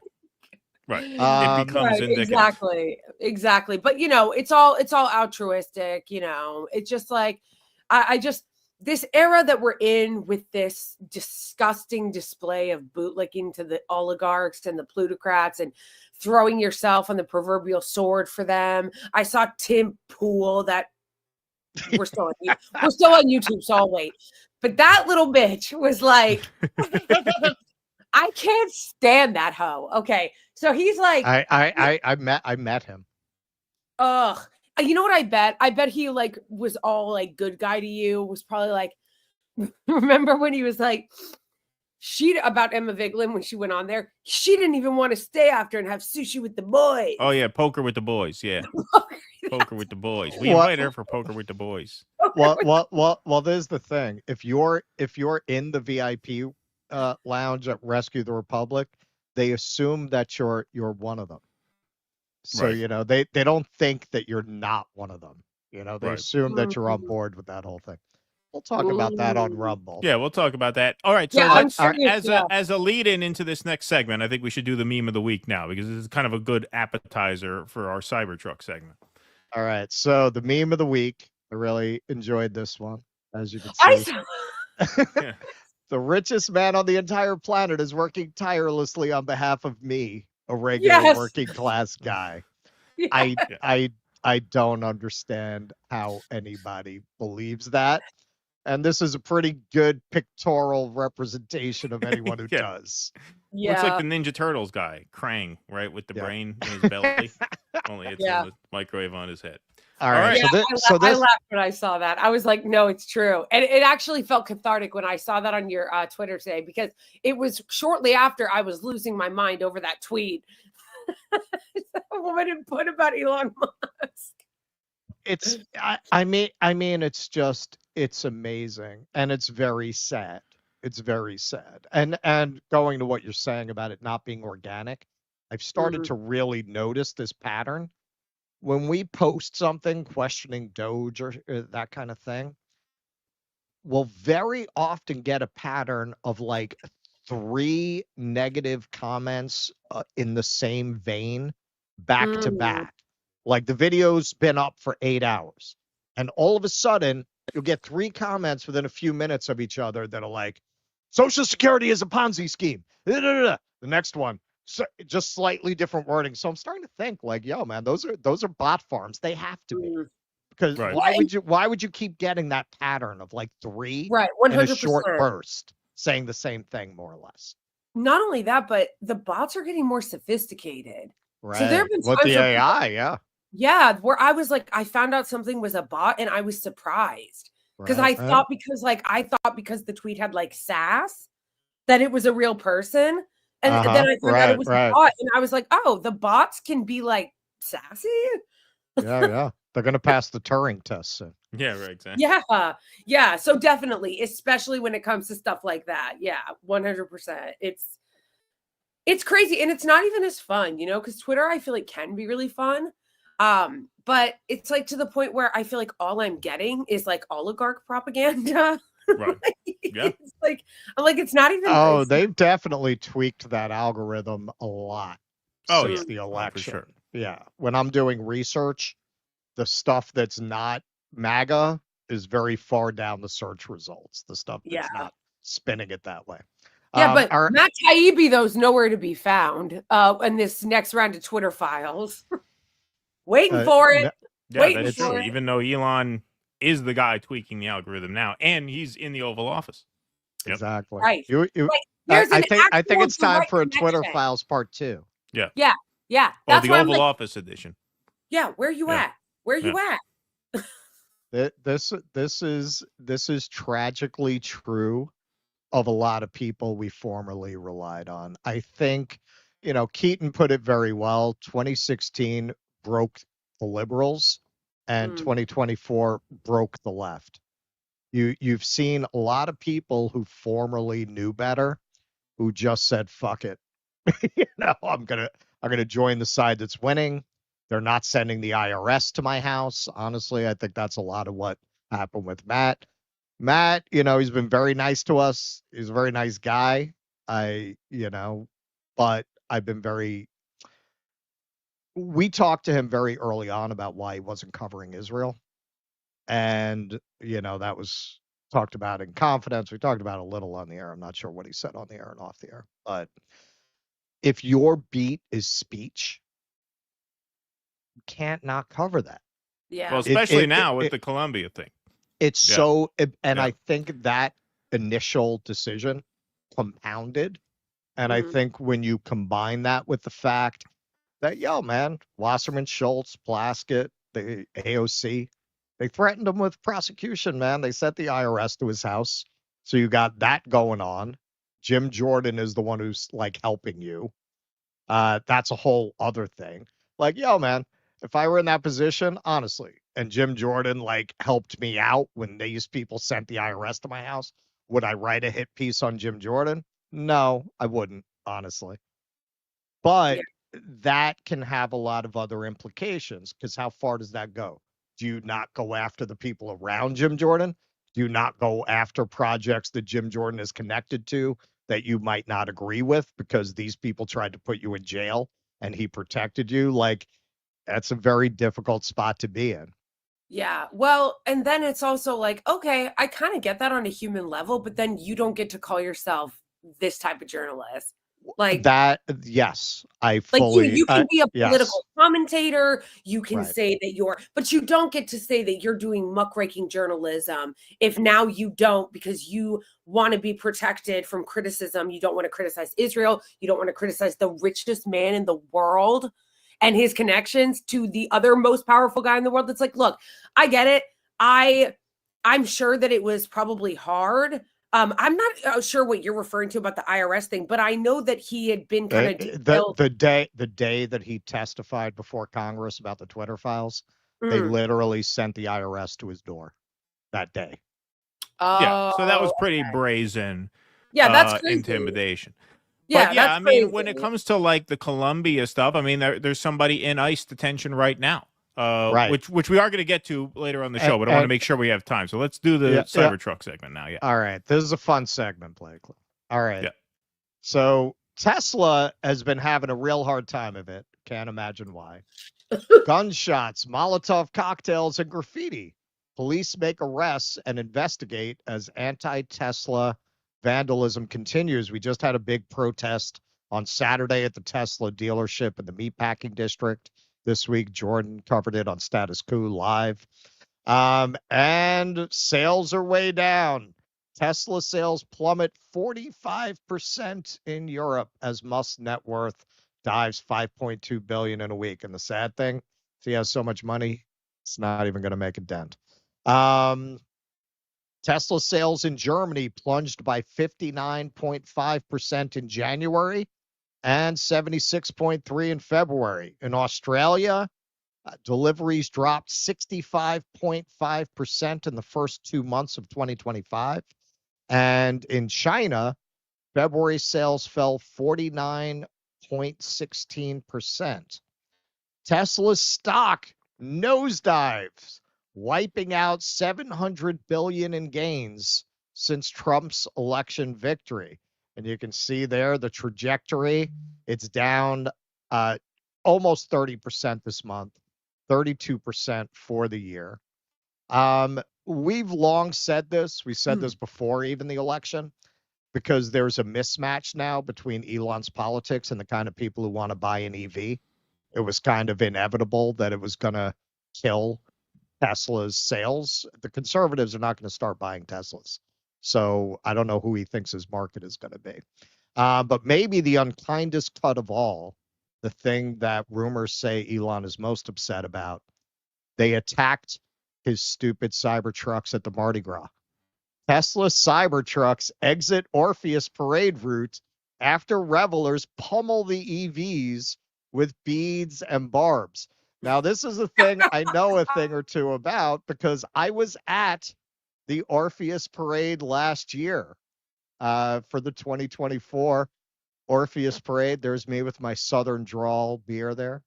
Had a nice 6-pack. So just to give you an idea of how these parades would normally be. This is the actual Orpheus parade from 2024.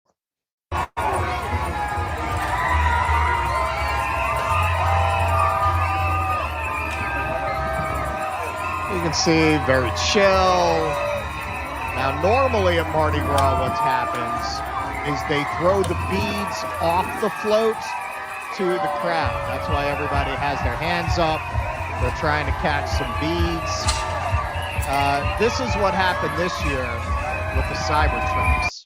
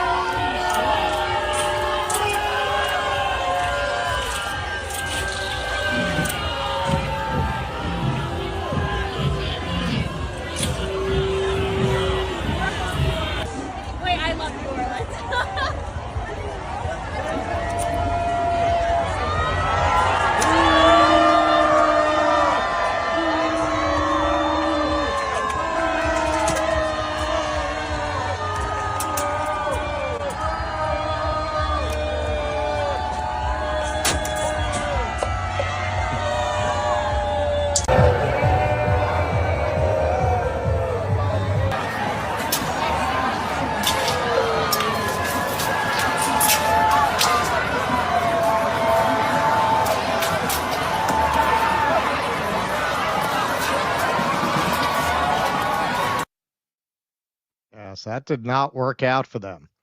The crew of Orpheus bills itself as the most diverse in Mardi Gras, a consciously non-exclusive super crew that rolled on Lundi Gras with famed drag artist Bianca Del Rio as monarch, leading more than 1,000 riders in a night of revelry. But some participants weren't feeling too welcome by the crowds on Monday night as parade marshals rode inside 4 Tesla Cybertrucks positioned between floats, American flags waving from rear bumpers.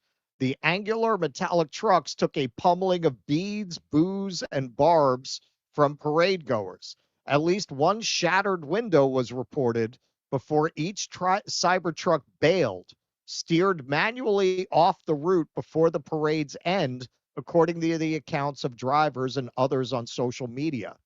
The disapproving response reflects a backlash that has erupted nationally over the popular electric vehicle brand in response to Tesla owner Elon Musk's close alliance with President Donald Trump. Musk, the world's richest man, heads up the Department of Government Efficiency, or DOGE, which has wielded a heavy hatchet to federal jobs and foreign aid since Trump returned to the White House 6 weeks ago. Musk has been vocal in attacking liberal policies and diversity programs. None of it sat too well with revelers in the heavily blue Crescent City. It's just been brutal. They're killing us out here, one rider told a police officer after cracking a window on one Tesla Cybertruck in a video posted from inside one of the trucks.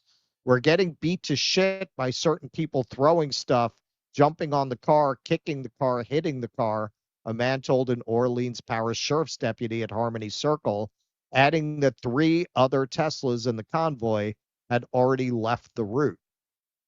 Officials with the crew of Orpheus, which was founded in 1993 by crooner Harry Connick Jr., were silent Wednesday. The crew's spokesperson, Renee Matthews, refused to answer questions about the trucks.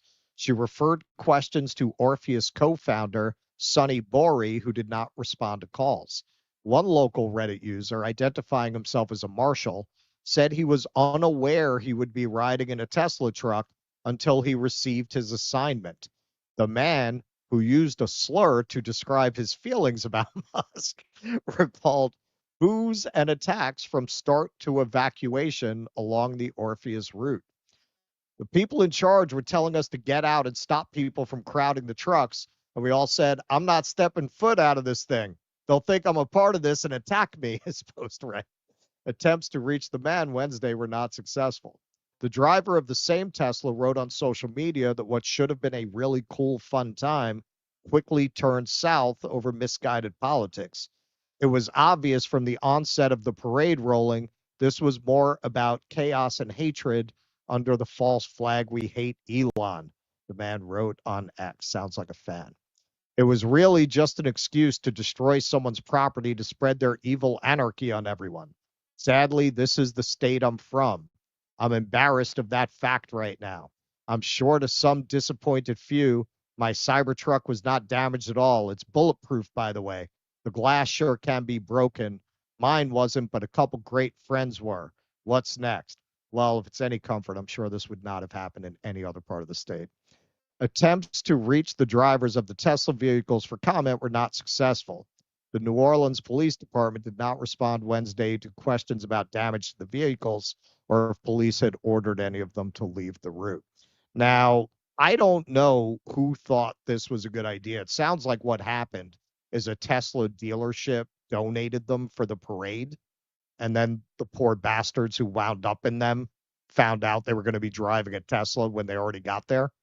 But that is not a town for that, especially with that kind of thing happening nationwide. You do not want to run a bunch of Tesla Cybertrucks at Mardi Gras for a bunch of people who have been drinking all day who probably hate Elon Musk.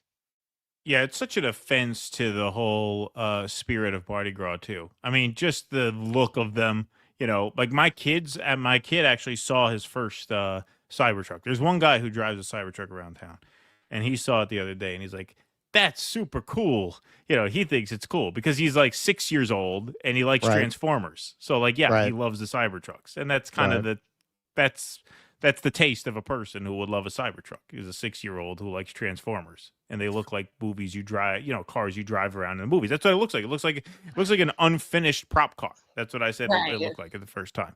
So yeah, it's an offense to the whole spirit of the thing. And obviously, yeah, not a popular figure in those parts. Right. No, look, at this point, even if you like Elon Musk, even if you like Trump, you like Doge, you like what they're doing, are you going to buy a Tesla? Like, do you want to deal with the shit that's going to come with that now? Like, that's a terrible business decision for him to do that because, like, who wants to risk that their car is going to get vandalized anytime they leave it alone? Right. Also, like, I don't know. I feel like, what Trump supporter wants a Tesla? Well, that's another thing. Like, it's not the market for it. Yeah, it's off brand for them, and also, like, look, man, you're pushing people to a place where they don't feel like they have any real way of affecting the government, and we do not condone this kind of behavior. But naturally, when you make your brand visibly identifiable with this government that they don't feel they have any say in and in the decisions that it's making, naturally, some people are going to take it out on representations of that brand. Well, you're already seeing, I mean, in the meatpacking district, they're doing these big protests, you know, outside of the Tesla dealership. Apparently in the meatpacking district, there is a Tesla dealership, and you're seeing a lot of protests around there. Obviously, the stock price is down. You know, look, I mean, you're seeing a lot of indicators that are really pointing in the direction of the popularity of Doge really starting to go down pretty fast. You know, I mean, the it's only going to go down trajectory. Well, yeah, obviously, as veterans get laid off, as workers get laid off, as you're going to start to notice that there's no real economic payoff for a lot of these people. You know, and so, yeah, I mean, I think it's going to keep going that way. I don't see it really changing course. It's only going one way, especially since a lot of these people who may be like Trump or like Elon, they think if they work in the federal government in whatever capacity, they think it's those people that are going to get laid off. They don't think that it's going to be them. And then when it is them, they're shocked and they're upset. And like it was like, I don't know, 2 weeks ago or so, maybe, when Alina Habba like went to the press and basically was like, when the press was like, oh, well, a bunch of veterans are losing their jobs. She's like, maybe they don't deserve to have a job. And I'm like, imagine if anybody else said that. Oh yeah. No. We saw a lot of that when we covered that about veterans. All of a sudden, I mean, it's just amazing how easily people can be steered. All of a sudden, what, you think there's no lazy veterans? Right. Yeah. No, it's You amazing. know, what's weird, I will say though, about Mardi Gras, like I had been to Mardi Gras a long time ago, but I had never really been at the parades. I was there in my 20s. You just want to get drunk on Bourbon Street. When I went last year, I attended a lot of the parades. And I didn't realize how much those traditions overlap with traditions of, old school plantation, racist hierarchy. Like, you got outfits with people on horses that are clearly of the same origin as the Ku Klux Klan mask. They're wearing like those kinds of masks and riding horses with black people as torchbearers walking around. You've got, dude. And then I looked into the history of Mardi Gras. We did a whole segment on it that pissed off a lot of people. I did a lot of research on it, and like it is rooted in the old racist plantation aristocracy. It did come out of that. You do have elements of that now. You have one crew that disbanded when they forced them to integrate, or tried to force them to integrate. They just stopped I mean, they didn't disband, they just stopped parading rather than to integrate. So you have that element, and then you have the Zulu crew, which is kind of formed as an answer to that. So it's a very complicated racial history there. But you have a lot of rah-rah military stuff. You have a lot of military marching bands in the parades. So on that level, you could see why they thought the Tesla would fly. But it's funny that's where New Orleans is very complicated, because it is this deep blue city. But nonetheless, the Mardi Gras has those elements, and nobody complains about it, I guess, because they're used to it. It's custom. They just accept that that's part of Mardi Gras. But when you throw in this Tesla, it's a new element. So they attacked it. Like to me, like, does the Tesla really bothers you, but the dude on the horse with the torchbearer doesn't? Yeah. I'm an outsider, but some people get hung up on the tradition aspect. Like they're like, no, that's how it always was, though, and this is new. Right. I think so. Because let's put it this way.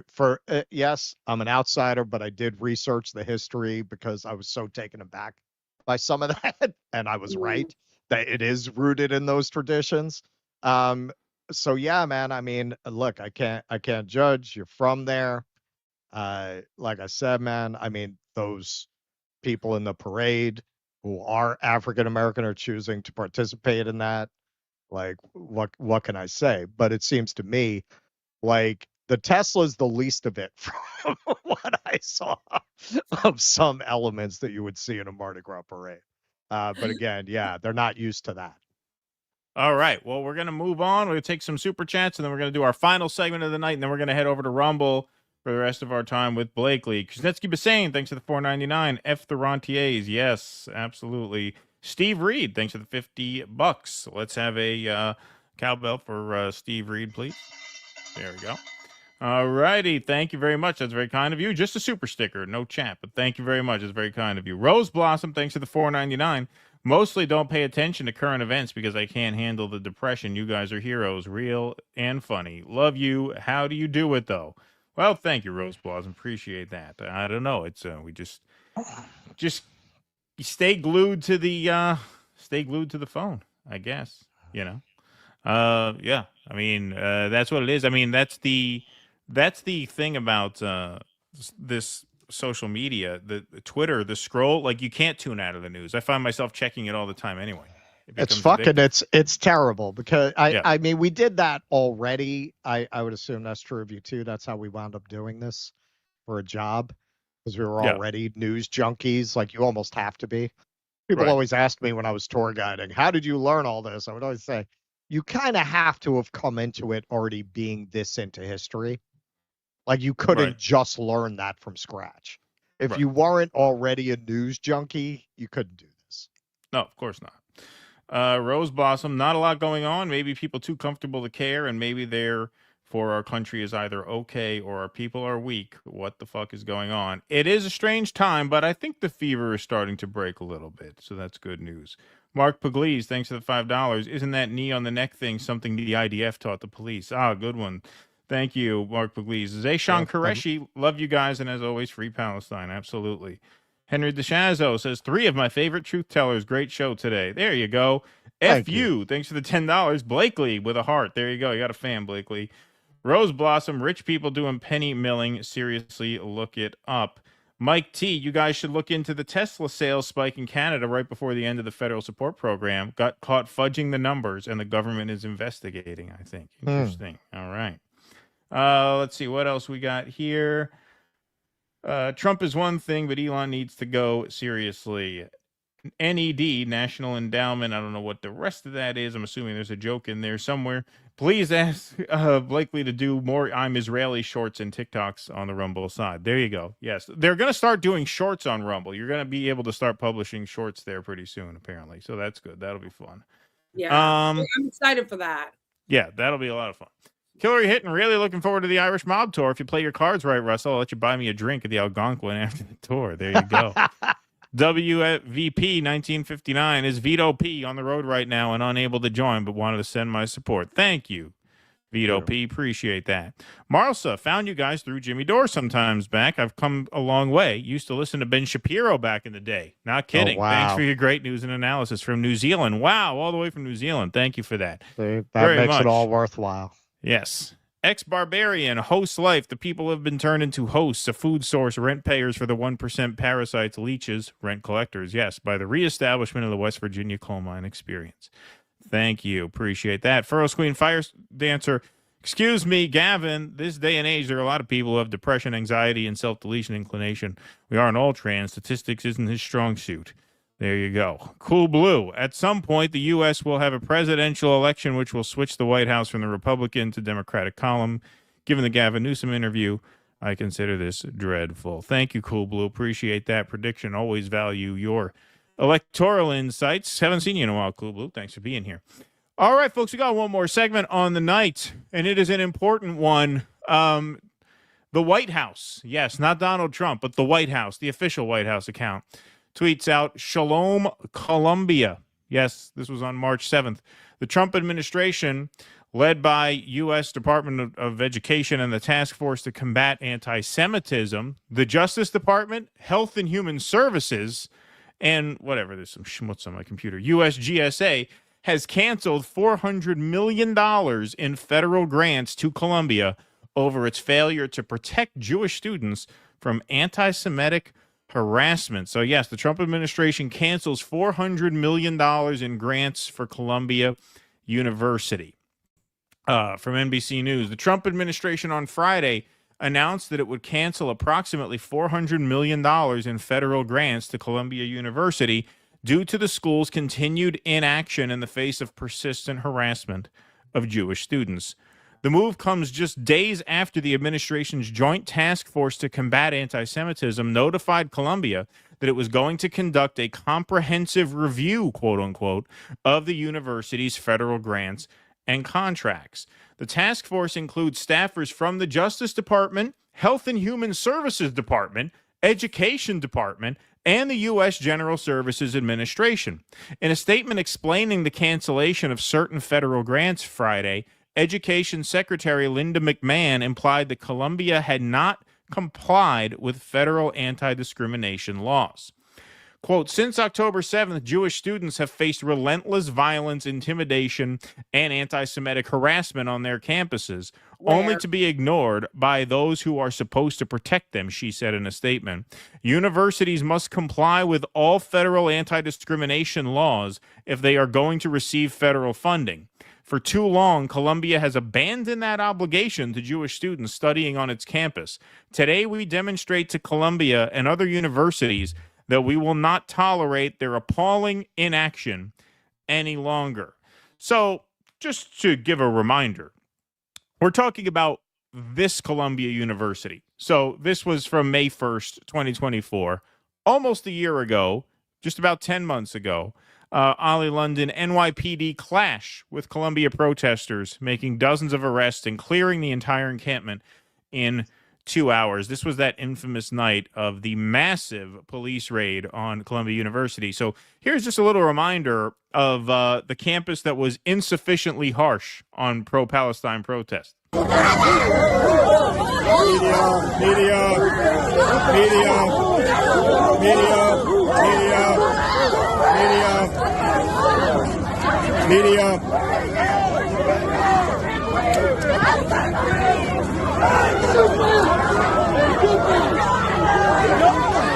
Yeah, they really let those pro-Palestine protesters have their way on that campus, did they not? Of course, New York police arrest 300 people as they clear Hamilton Hall at Columbia University. This referring to that same evening. Michael Tracy was there on the scene that night, and so he took some video. NYPD riot cops are officially storming Columbia University. I was just chased off the sidewalk. Thank you so much for keeping us all safe from non-existent anti-Semitism. Hopefully now Israel can continue to pulverize Gaza in peace. So here is the police presence at Columbia University. Again, this is the same campus that was just defunded for not going hard enough at protesters.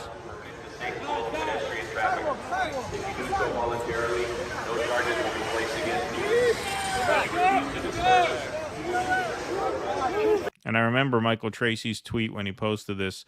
I've been wearing a nice big Star of David necklace this entire time at Columbia and oddly experienced no anti-Semitic harassment. It's almost like the people who claim to experience such harassment deliberately go around trying to provoke it for social media clouts. So this brings us back to today, or 2 days ago, technically, as of now.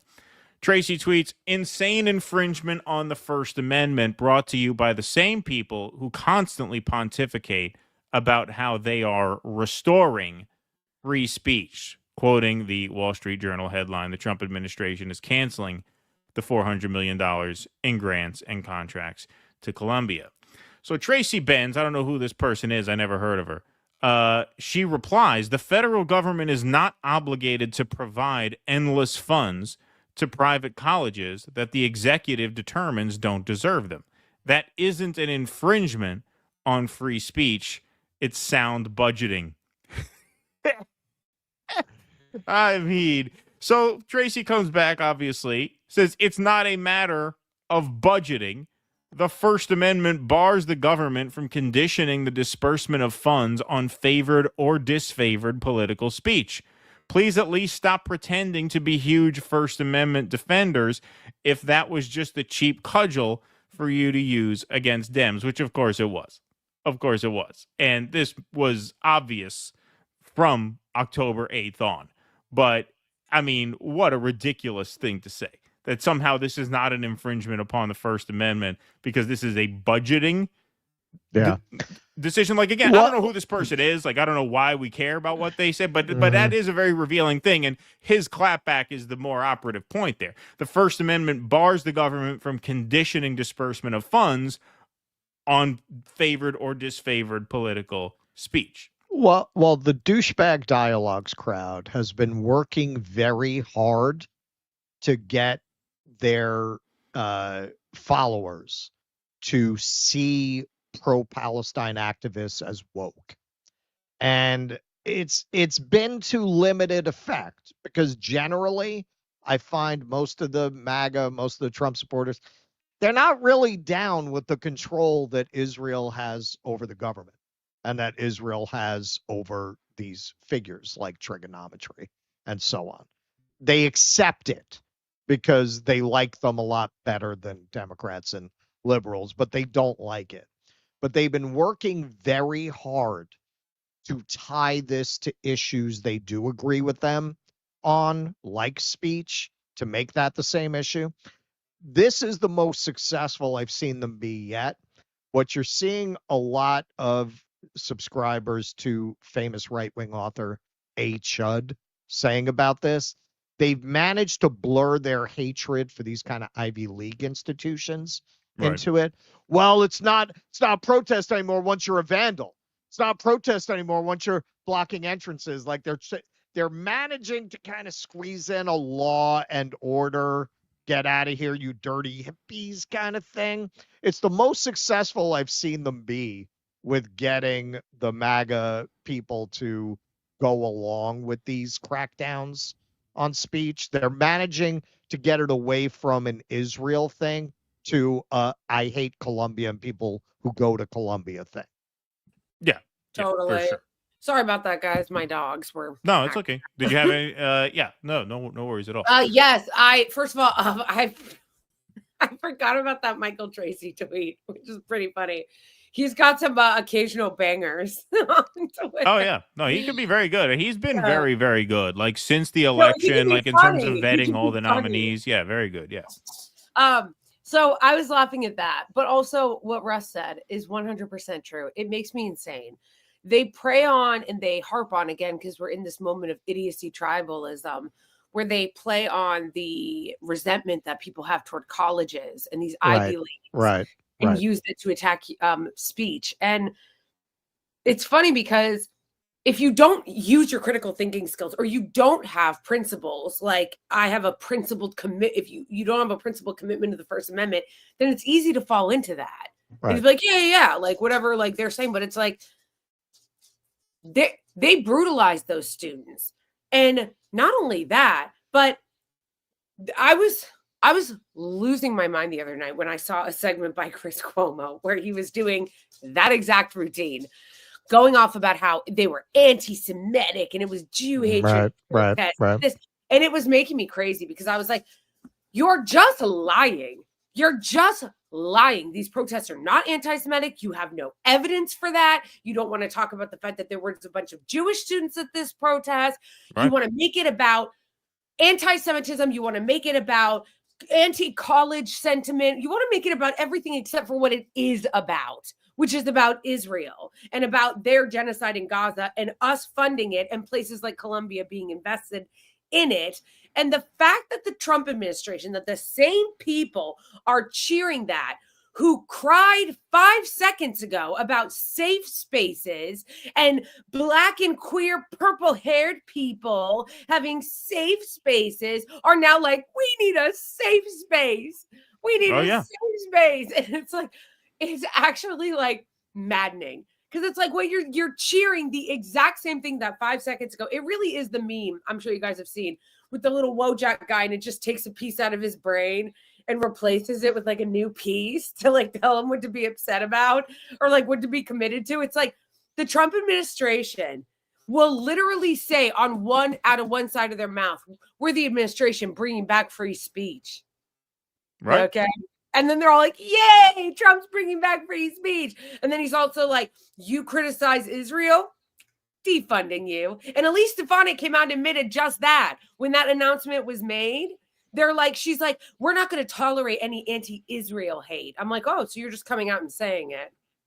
Well, yeah, of course. And the school is basically caving. Columbia ready to work with Trump to bolster disciplinary process that was, quote, only on paper. Oh, really? The disciplinary process was only on paper. I'll refer you to this video once again. Media. Really? There were only disciplines on paper. Is that right? Yep, that's true. Columbia University appears to be ready and willing to work with President Donald Trump and his administration. The university's interim president, Katrina Armstrong, issued a letter on Friday in response to the Trump administration cutting $400 million in federal grants to the school. Federal agencies that severed their ties with Columbia said it was because of the Ivy League institution's continued inaction in the face of persistent harassment. What harassment? Show it to us. Is the harassment NYPD has not been able to name anything. They have not cited a single example of any of this. There's no video. There are no reports. They're just making it up. And then when they're like, oh, the Trump administration stands ready to work with Columbia, wasn't the NYPD climbing up damn ladders Yeah. to arrest people. Like, Yes. why are they acting? The actual it's as maddening as when I feel like people rewrite history about now, like Black Lives Matter. They rewrite history about it. They rewrite history about COVID and about like Trump being president during COVID. And like now we're rewriting history about Colombia and the fact that Biden did allow them to crack down on them. Yep. Just because you weren't coming out and saying it doesn't mean he wasn't empowering them to crack down on them. And they still are. Fuck Colombia. Fuck Colombia. If you're thinking about sending your kid to Colombia, don't. Oh yeah, no, that's what I said. I said they should boycott. They should absolutely boycott that university. It should go out of business. I mean, it serves them right. I mean, on the upside, I'm very glad to see them get this cut after kissing ass on the Zionist lobby. Yes, they still get their funding cut. Good. Yes, and that was after they forced their other president out, their black woman president out. And you know what's funny? Well, no, the black woman was Harvard. They had Manoush Shafiq. That was Harvard. Oh, you're right. I'm sorry, Arab. They had an Arab. Yeah, Manoush president Shafiq. Yeah. Okay. So that was after that. So all the caving didn't help anyway, because now Trump is coming in and saying, "Hey, you bunch of anti-Semites, Daddy's here to take charge." It's like, I love when conservatives too be like, yeah, see, isn't this strong? He's coming up and cleaning house. I'm like, when I see that, I don't see strength. I see a big pussy who not only is violating everyone's First Amendment, but is so cucked to Israel that he's like, what do you want me to do, Daddy? Well, this is the funny thing. I'm gonna spill the tea and go at the elephant in the room like I do.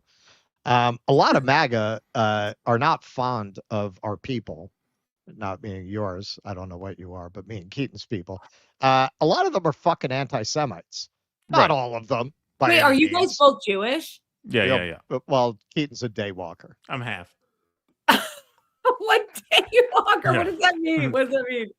For Blade, if you're a half vampire, you're a daywalker. Yeah, daywalker. Yeah. Oh, okay.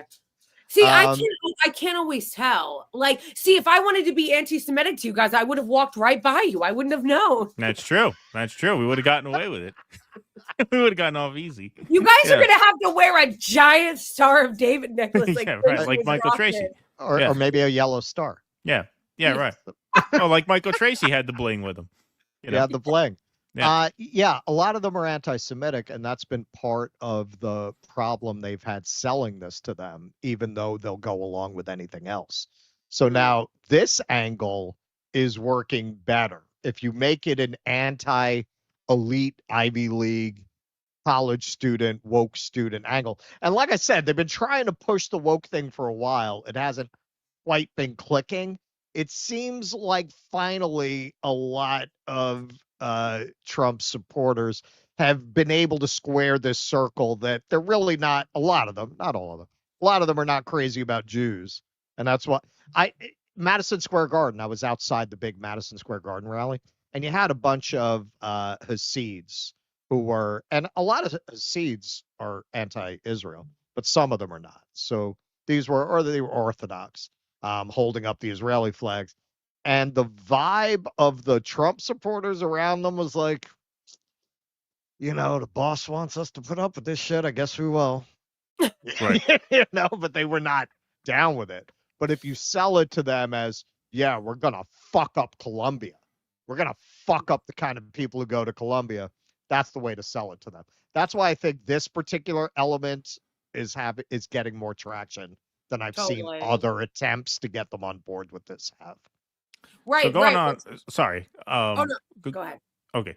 Armstrong says in her letter that the funding cuts will immediately impact research and other critical functions, but she does not dismiss the Trump administration's claims. Rather, Armstrong writes that the university takes the cuts very seriously and is prepared to work with the government on its legitimate concerns, quote unquote. When I accepted the role of interim president in August 2024, I knew Colombia needed a reset from the previous year and the chaos of encampments and protests on our campus, Armstrong wrote. The university also needed to acknowledge and repair the damage to our Jewish students who were targeted, harassed, and made to feel unsafe or unwelcome on our campus last spring. Once again, no documentation of any of that. No video, no police report, no police accusation, no arrest, nothing. Wait, was it Columbia with a girl with a shirt that said Jew? No, that was a Yale. Yeah, that was a Yale. That was the failed Zionist troll. Was that at Yale? Yeah. I thought it was at Columbia. No, that was Okay. definitely Yale. I know what you're talking about. Yeah, Oh, I'm right, not right, afraid. right. Yeah. Yes. Yes. I am not afraid. I am not afraid. That was we should have had for our New Year's Eve show most epic fail of the year. and Yeah, that show would have been one. Maybe this next year we'll include that category. Yes, I did that same thing. I did on New Year's. I did a New Year's stream, and I had favorite Zionist L's, and that was like number one. Yeah, that was a big one. Yeah, definitely, yes. In a telling portion of her letter, Armstrong admits that Columbia University's disciplinary process previously only existed on paper, seemingly taking a jab at former Columbia president Manoush Shafiq. Columbia University has experienced renewed anti-Israel activity in the last few weeks. In January, students barged into an Israeli history class and distributed flyers with anti-Semitic and hateful rhetoric. Again, no example of what that was. No, this is Fox News, so they wouldn't list it even if they had it. The students were later expelled, sparking protests at Columbia's sister school, Barnard.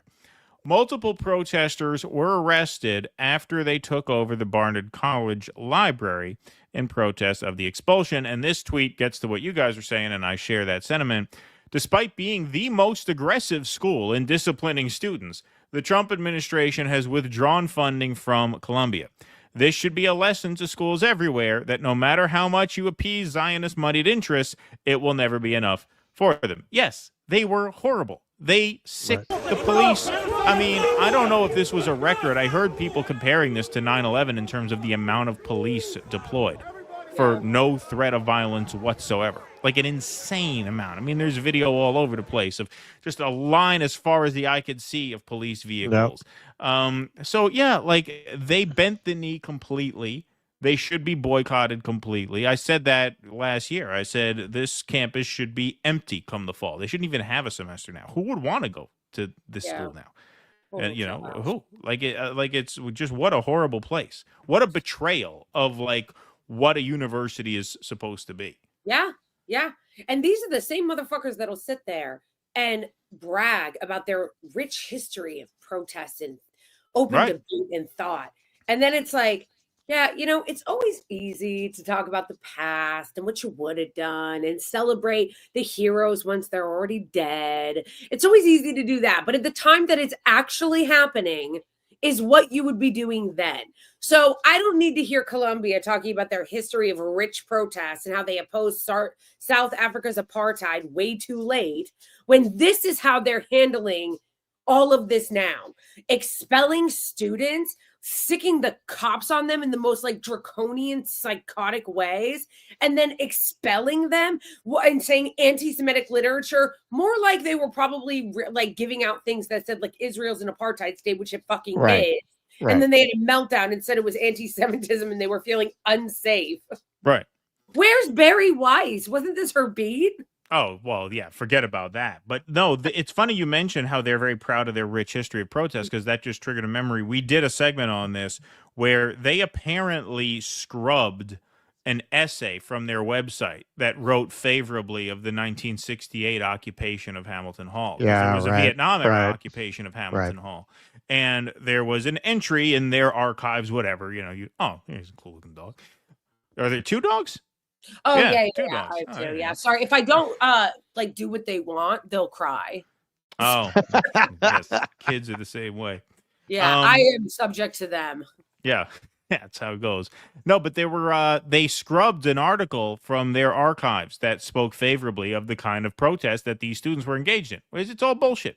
It's all bullshit. They don't care about any of it. How amazing is that? They're like, oh my gosh, look at this. We've got this rich history of protest, and look at how we honored the people of like Vietnam. And then it's like, they take it down? What? That's amazing. Yep. It's amazing. Yep. They did that. Went Don't under the send your radar. kid to Columbia. No, absolutely not. Send your kid to a state school. It's cheaper. Yeah, exactly. You'll no, learn for sure. more. And they don't have as big as the police force as New York City. Yeah, well, that's certainly true.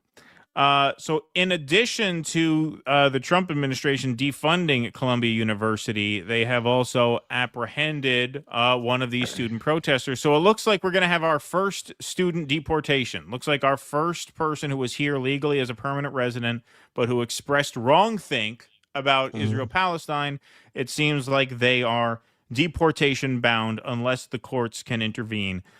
So Writers Against the War on Gaza tweets, breaking last night, agents from the Department of Homeland Security abducted Mahmoud Khalil, a Palestinian student activist and recent Columbia University graduate, from his place of residence.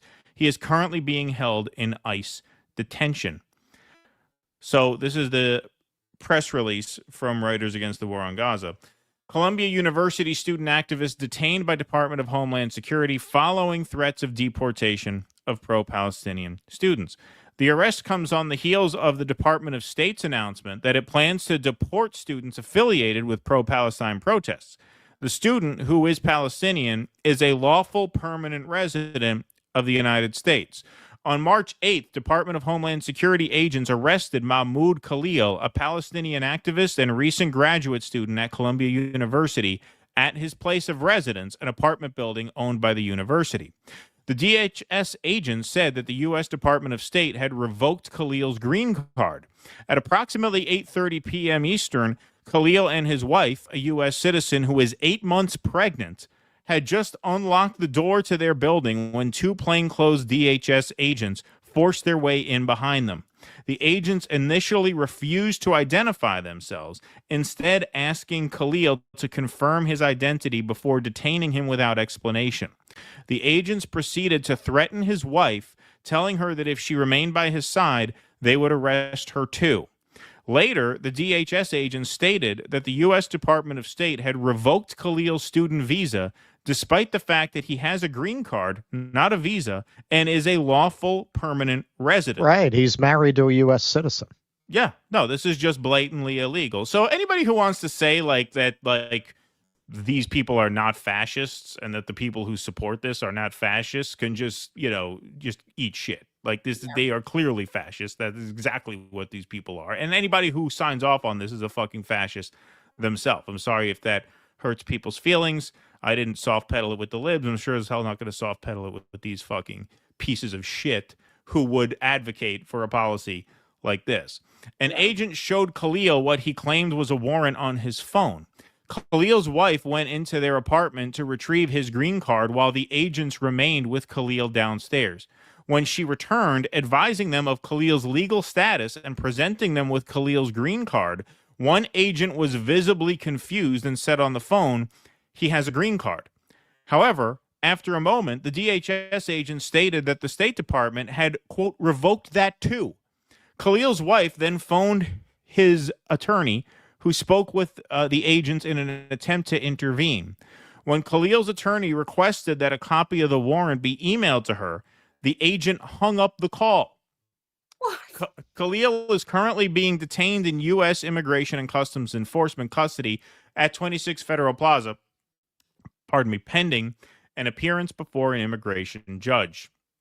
So Dropsite News had the reporting on this as well. Now, Dropsite also, we just did a segment on this. Columbia University just created this shady, secretive new office that investigated students without their knowledge. They investigated students, and then for students who wanted to inquire as to why they were being investigated, what specifically about their pro-Palestine protests they were being investigated for, they had to sign gag orders that they weren't allowed to talk about this. So a lot of this just kind of happened in secret, and now this blows up in this guy's face when hopefully it's not too late, but the wheels are already in motion, and this obviously looks horrible.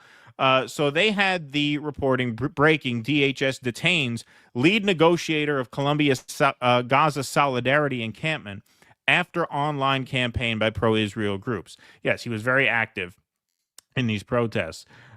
He is being held at an ICE detention facility. Now, Dropsite apparently reached out to the Department of Homeland Security. So they update this with a tweet. In a response to Dropsite, DHS stated, "You need to reach out to the White House." They know that this is blatantly illegal. Blatantly illegal. Right. And so the People's Forum says, last night DHS agents abducted Mahmoud Khalil, a Palestinian student activist and recent Columbia graduate, from his home. He is now in ICE detention. We demand his immediate release. You can sign the petition if you go to our Twitter. So that's x.com/DoDissidents. It is the pinned tweet in our profile, so you can sign that petition as well. I obviously urge you all to do so, but what a nightmare. What a nightmare. The guy's here legally. His wife is 8 months pregnant, and now he is facing deportation. Deportation. Just his life completely upended by these absolute Nazi fascists with no regard for the law, due process, nothing. Even the agents know that this is illegal. Right. Even they knew it as soon as he said he had a green card, according to that printout that they put out. That reaction says it all. Oh, he has a green card. Yeah. Oh, what do we do now? And then when a media outlet reaches out to DHS to say you're going to have to ask the White House. Because ultimately, this just comes from an executive branch that is just, or I should say, not even the executive branch, but just more, yes, like specifically the White House, that is just completely out of control. Mm-hmm. And this is why, I said all along, because I know that the issue of immigration and the border was a very hot button issue this campaign season. And one of the reasons I was, insistent that we should oppose mass deportations from the start is because it's not going. The idea that this is going to be limited to criminal immigrants was always fucking absurd. They were always going to abuse it to take it to levels like this.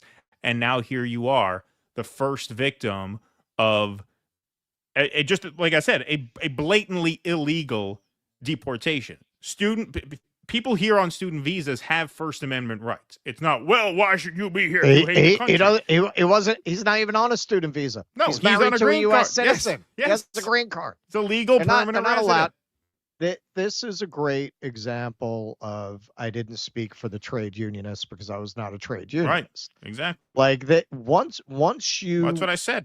Once you turn a blind eye to the government just disregarding legal processes, what makes you think you're not vulnerable? Are you a billionaire?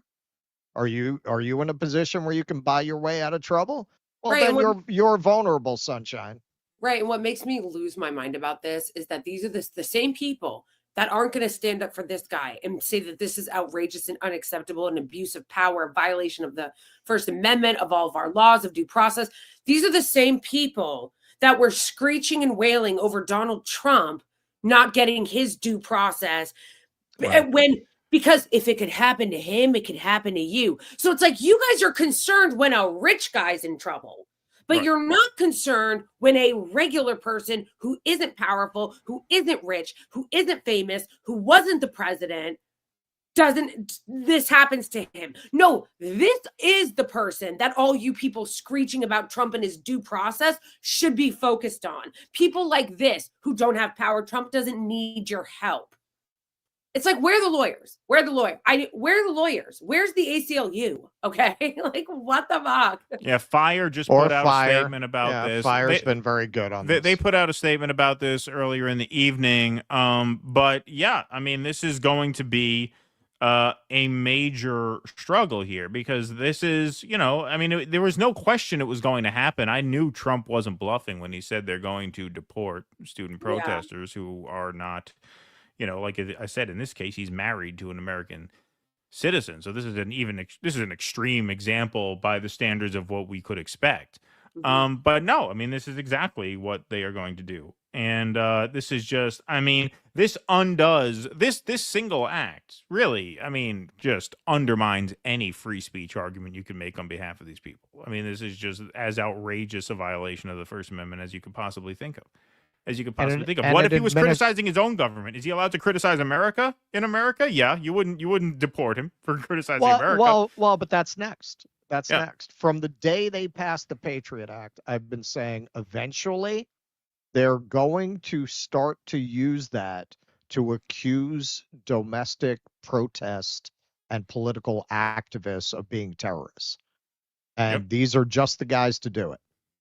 Yep.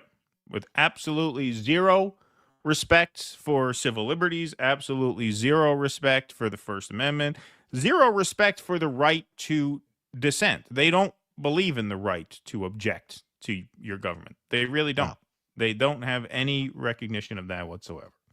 And by the way, there is going to be a protest for Mahmoud outside of that building, 26 Federal Plaza, tomorrow, 4 p.m. I will tweet out the link to that in New York. So be there if you can. Absolutely. All right, we're going to take some super chats, and then we're going to take a 5-minute break, and then we're going to finish up with Blakeley, and then we're going to go to the Q&A. That's the plan for now. Thanks for sticking with us tonight. Round of applause for Jake in the booth. Thanks, everybody, for being here. Nice crowd, 1,800 strong in both the YouTube and the Rumble chats. We will be heading over to Rumble very soon, so you can continue at dodissidents.com/Rumble. We will have more with Blakeley about her run-in with the social media censors, and then we will have our Q&A. So plenty more show tonight. Steve Bertram, thanks for the $5. There's no large groups of committed militant ideologues on any side, so there's no chance of anything meaningfully violent happening anytime soon. Steve Bertram, people pretend we're reliving the 30s, but that's nonsense. That era was dominated by committed militant ideologues. There's no such thing in 2025. Virtuoso, other than parade goes trashing Cybertrucks, Elon Musk's exploding rockets that are heading for Mars is causing air traffic issues in Florida. Money well spent. There you go. Mark Pugliese, are the rich proto-Morlocks and us proto-Eloi. There you go. Wasim Garani, Jolani just told his ISIS head chopper army to stop filming themselves committing war crimes as he promised to investigate themselves, similar to IDF. Steve Bertram, 2 ideologues rely on regular in-person fellowship, which is damn near non-existent today. Until we figure out how to reverse that trend, we're fucked. Prester John, thanks for the $9.99. Right. Yeah. You're right. I mean, going back to the top of show, I feel like that's part of what's killing people going to theater also. Like people just aren't going to like in-person shit anymore. That's true. Punishing Colombia for First Amendment protected protest is wronging, but Colombia has a $14.8 billion endowment. They don't need grants. They should value students' rights more than Fed money and support protesters. Yeah, I mean, that's fine. Like, look, I don't think we should be giving... I mean, Columbia University is one of the biggest landowners in New York City. I don't think we should be giving them any money either. I think those for-profit colleges should just be stripped and sold off for parts, honestly, much less be given money. But yes, they're not allowed. As Michael Tracy said, Keaton is full communist revolutionary on the universities. He would turn them into barns if he could. Yeah, exactly. Yeah. Wonder when Jeffrey Sachs says Wasim Garani will get expelled from Columbia along with well-known Palestinian professors. And Steve Bertram says, I wish this was something new. There's simply no chance that every prior administration hasn't deported people for similar reasons whenever they want.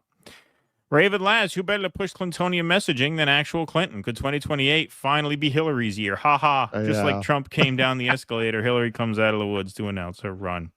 I've heard you repeatedly say Elon Musk is the most powerful man in the world, but Larry Fink manages trillions of dollars. Aren't people like him at least as powerful, if not more?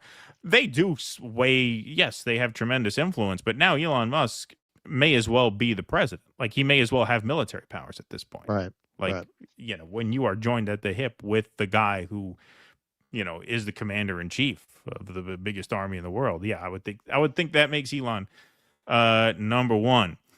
Cole 3000, Crystal and Ryan on Friday were sure that Newsom was ruining his chances by pissing off the base. Weird that they seem to have forgotten how the last 3 Democratic candidates were selected. Yeah, exactly. Yeah, the last 3 candidates were not popular with the base either. The base will vote for whoever the media tells them to vote for. Yeah.